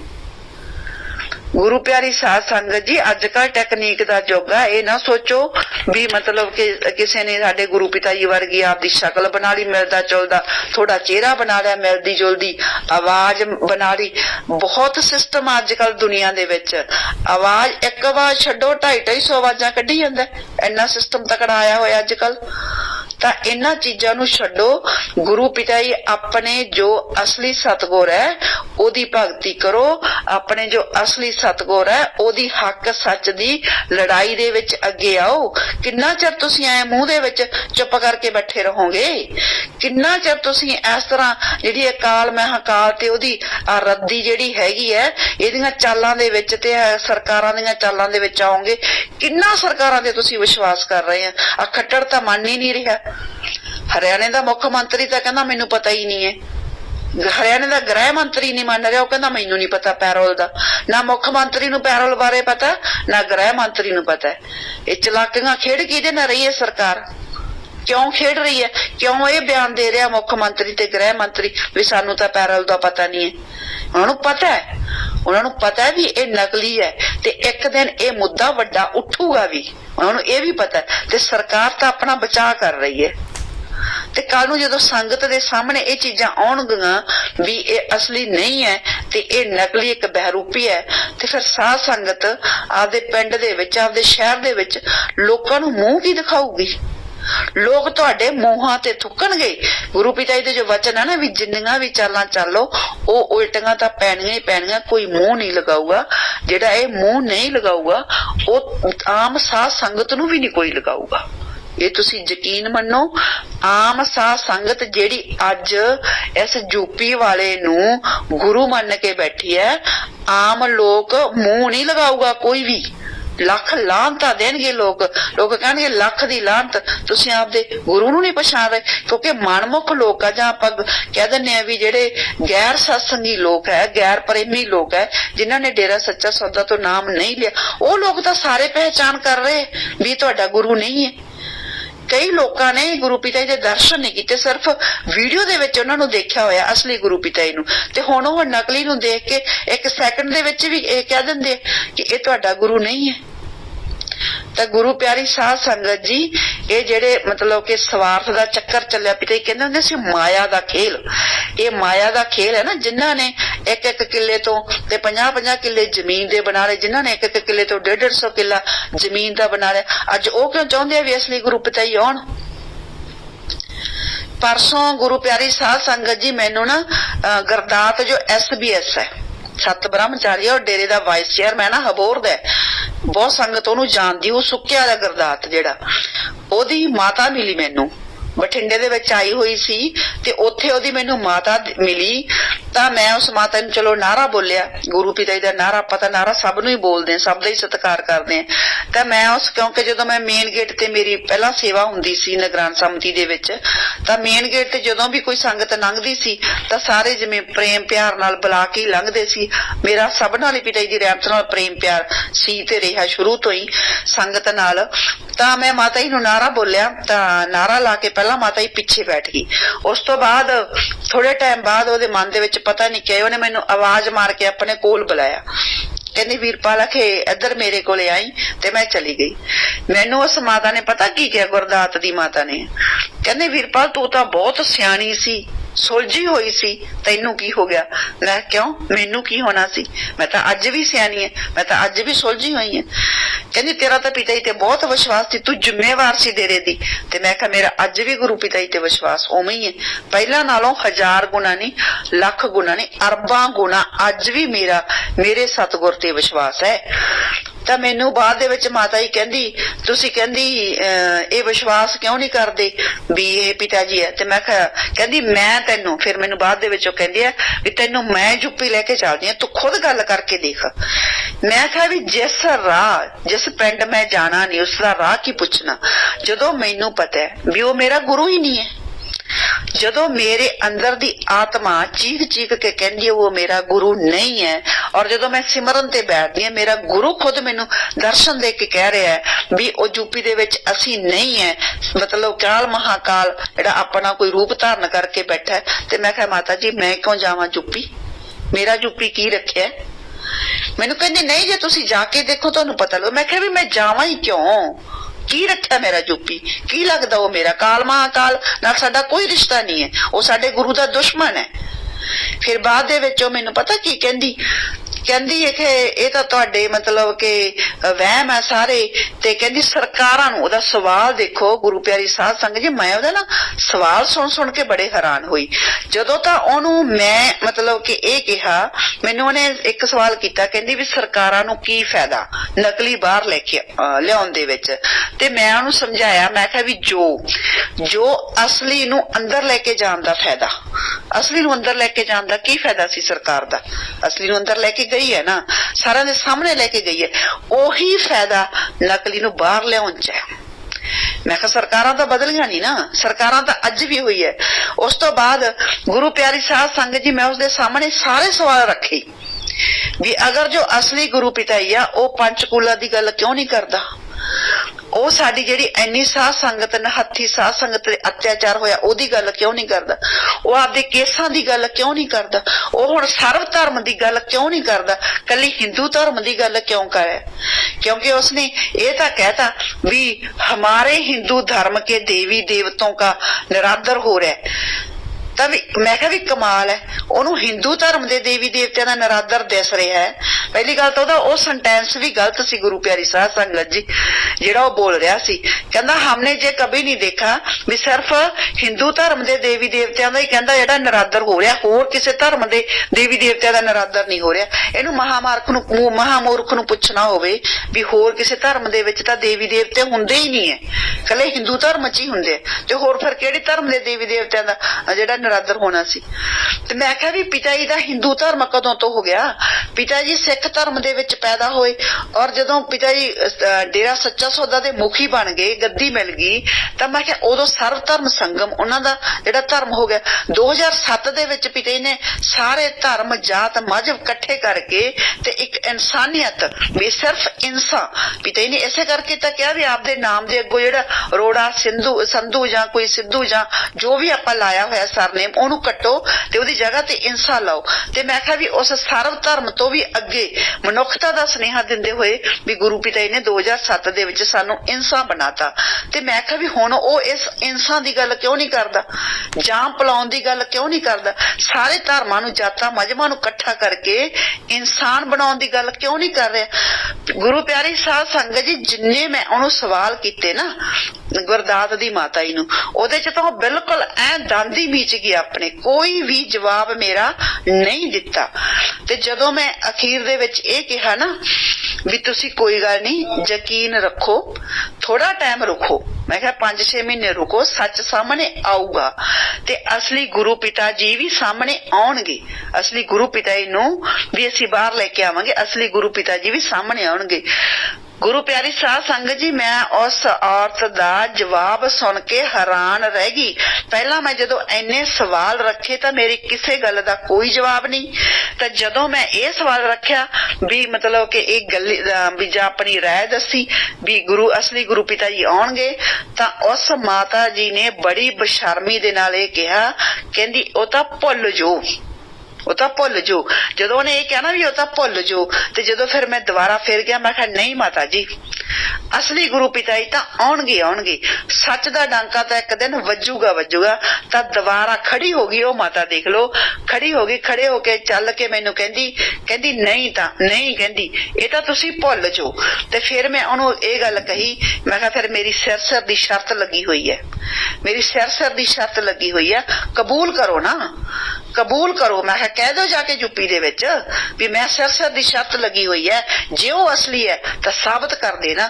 ਤੇ ਜਦੋਂ ਮੈਂ ਇੰਨੀ ਗੱਲ ਕਹੀ ਤਾਂ ਉਹ ਮਤਲਬ ਕਿ ਚੁੱਪ ਕਰਕੇ ਚਲੀ ਗਈ।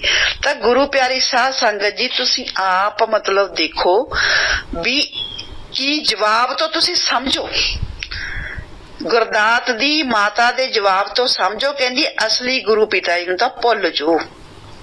ਇਹਦਾ ਮਤਲਬ ਕੀ ਹੈ ਕਿ ਕੁਛ ਲੋਕ ਨਾ ਇਹ ਕਹਿੰਦੇ ਵੀ ਜਿਹੜੇ ਤੁਹਾਡੇ ਮੇਨ ਸੇਵਾਦਾਰ ਆ ਜਾਂ ਜ਼ਿੰਮੇਵਾਰ ਆ ਜਾਂ ਪ੍ਰਬੰਧਕ ਹੈ ਹਨੀਪ੍ਰੀਤ ਦੇ ਨਾਲ ਰਹਿਣ ਵਾਲੇ, ਉਹਨਾਂ ਨੂੰ ਹੀ ਪਤਾ ਵੀ ਇਹ ਨਕਲੀ ਹੈ ਤੇ ਬਾਕੀ ਸੰਗਤ ਨੂੰ ਨਹੀਂ ਪਤਾ।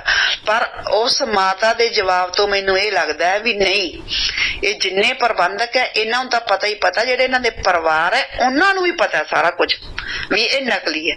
ਇਹ ਜਾਣ ਬੁੱਝ ਕੇ ਜਿਹੜਾ ਹੈਗਾ ਬੁੱਧੂ ਬਣਾ ਰਹੇ ਸੰਗਤ ਨੂੰ। ਤੇ ਜਦੋਂ ਪਰਿਵਾਰਾਂ ਨੂੰ ਪਤਾ ਤੇ ਇਹਦਾ ਮਤਲਬ ਅੱਗੇ ਜਿਹੜੇ ਹੋਰ 45 ਮੈਂਬਰ ਆ ਜਾਂ 15-25 ਇਹ ਸਭ ਨੂੰ ਪਤਾ ਵੀ ਇਹ ਨਕਲੀ ਹੈ। ਐਡੀ ਵੱਡੀ ਗੱਲ ਕਹਿ ਦੇਣਾ ਵੀ ਅਸਲੀ ਗੁਰੂ ਪਿਤਾ ਜੀ ਦੇ ਜਦੋਂ ਗੱਲ ਆਈ ਵੀ ਉਹਨਾਂ ਨੂੰ ਤਾਂ ਭੁੱਲ ਜੋ।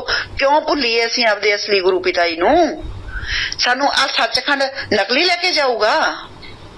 ਜਿਹਨੂੰ ਬੈਠਣ ਦੀ ਅਕਲ ਨਹੀਂ, ਜਿਹਨੂੰ ਬੋਲਣ ਦੀ ਅਕਲ ਨਹੀਂ, ਜਿਹਨੂੰ ਗੱਲ ਕਰਨ ਦੀ ਅਕਲ ਨਹੀਂ, ਸ਼ੁਰੂ ਹੋ ਕਿਤੋਂ ਕਰਦਾ, ਜਿਹਨੂੰ ਕਿਸੇ ਸਵਾਲ ਇੰਨਾ ਉਹਨੂੰ ਰਟਾਉਂਦੇ ਆ, ਇੰਨਾ ਯਾਦ ਕਰਾਉਂਦੇ ਆ, ਉਹਨੂੰ ਕਿਸੇ ਸਵਾਲ ਦਾ ਜਵਾਬ ਦੇਣ ਦਾ ਜਿਹੜਾ ਹੈਗਾ ਢੰਗ ਨਹੀਂ ਆਉਂਦਾ ਕਿ ਇਹ ਸੱਚਖੰਡ ਲੈ ਜਾਊਗਾ, ਇਹ ਰੂਹਾਂ ਨੂੰ ਲੈ ਜਾਊਗਾ ਸੱਚਖੰਡ।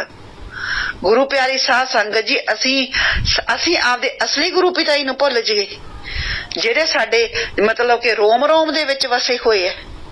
ਅਸੀਂ ਖੁਦ ਮਰ ਸਕਦੇ ਹਾਂ ਪਰ ਅਸੀਂ ਆਪਦੇ ਕਦੇ ਅਸਲੀ ਗੁਰੂ ਪਿਤਾ ਜੀ ਨੂੰ ਭੁੱਲ ਸਕਦੇ।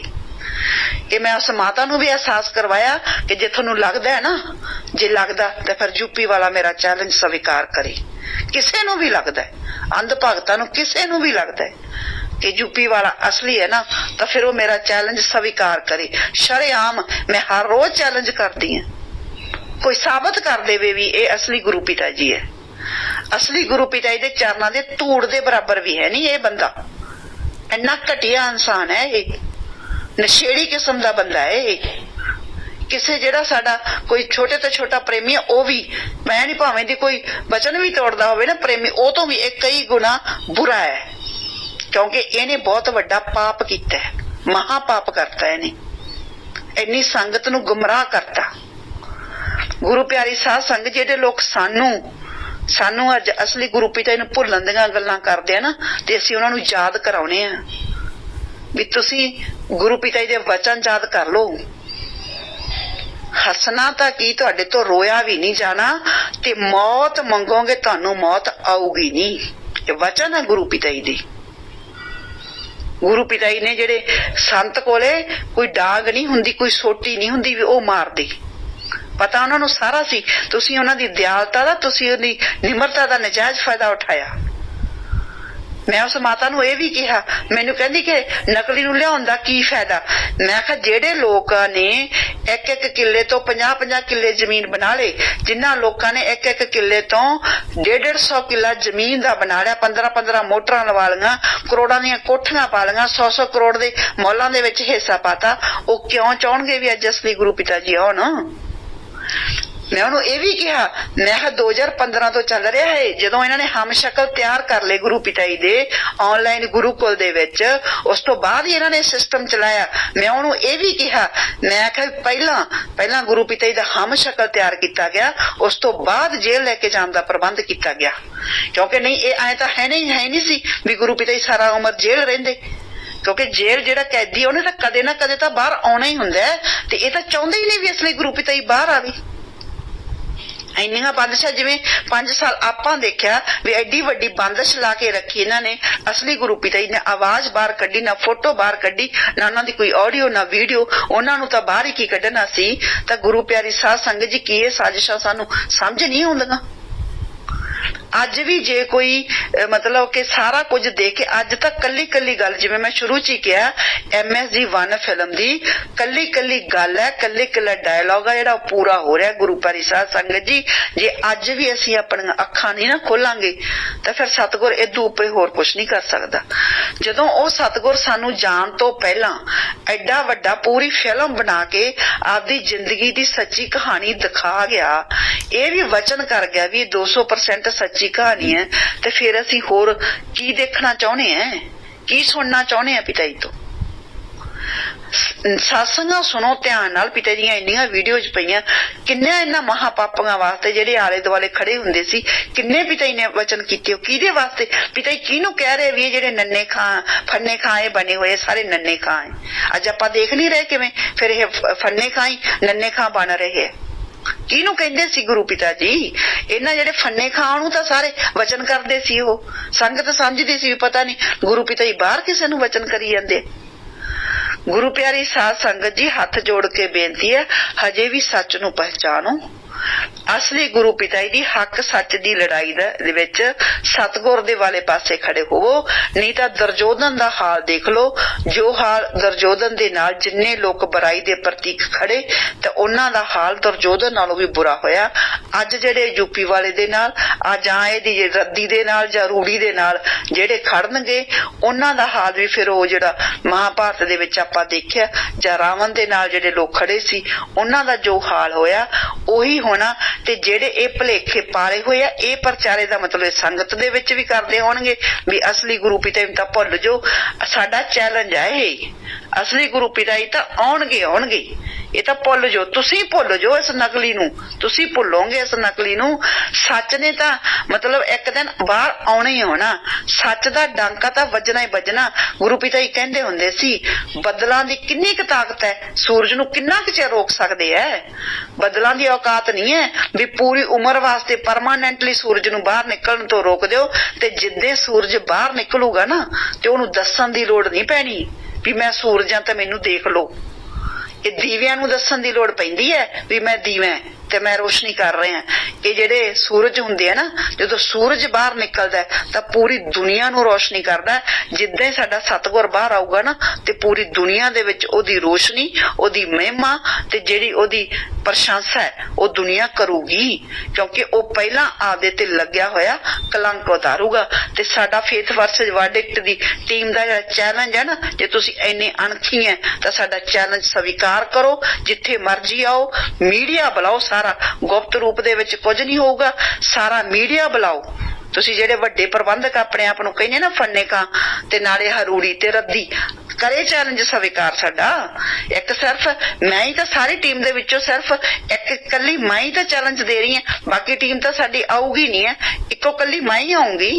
मेरे नाल ही सवाल जवाब होणगे, मेरे सवालों का जवाब दे देवे सारियां दा, ते सारी दुनिया लाइव देखे ना लग जू फिर असली हैगा कि है नहीं, देखूगी दुनिया भी असली दी पावर की सी ते फिर आ नकली दी की है। एक मिनट दे विच दुध दा दुध पानी दा पानी सारी दुनिया दे सामने करो ना तुसीं, जे तुसीं सच्ची है। पिता गुरु पिता जी दे वचन है पल्ले होवे सच ते कोठे चढ़ के नच।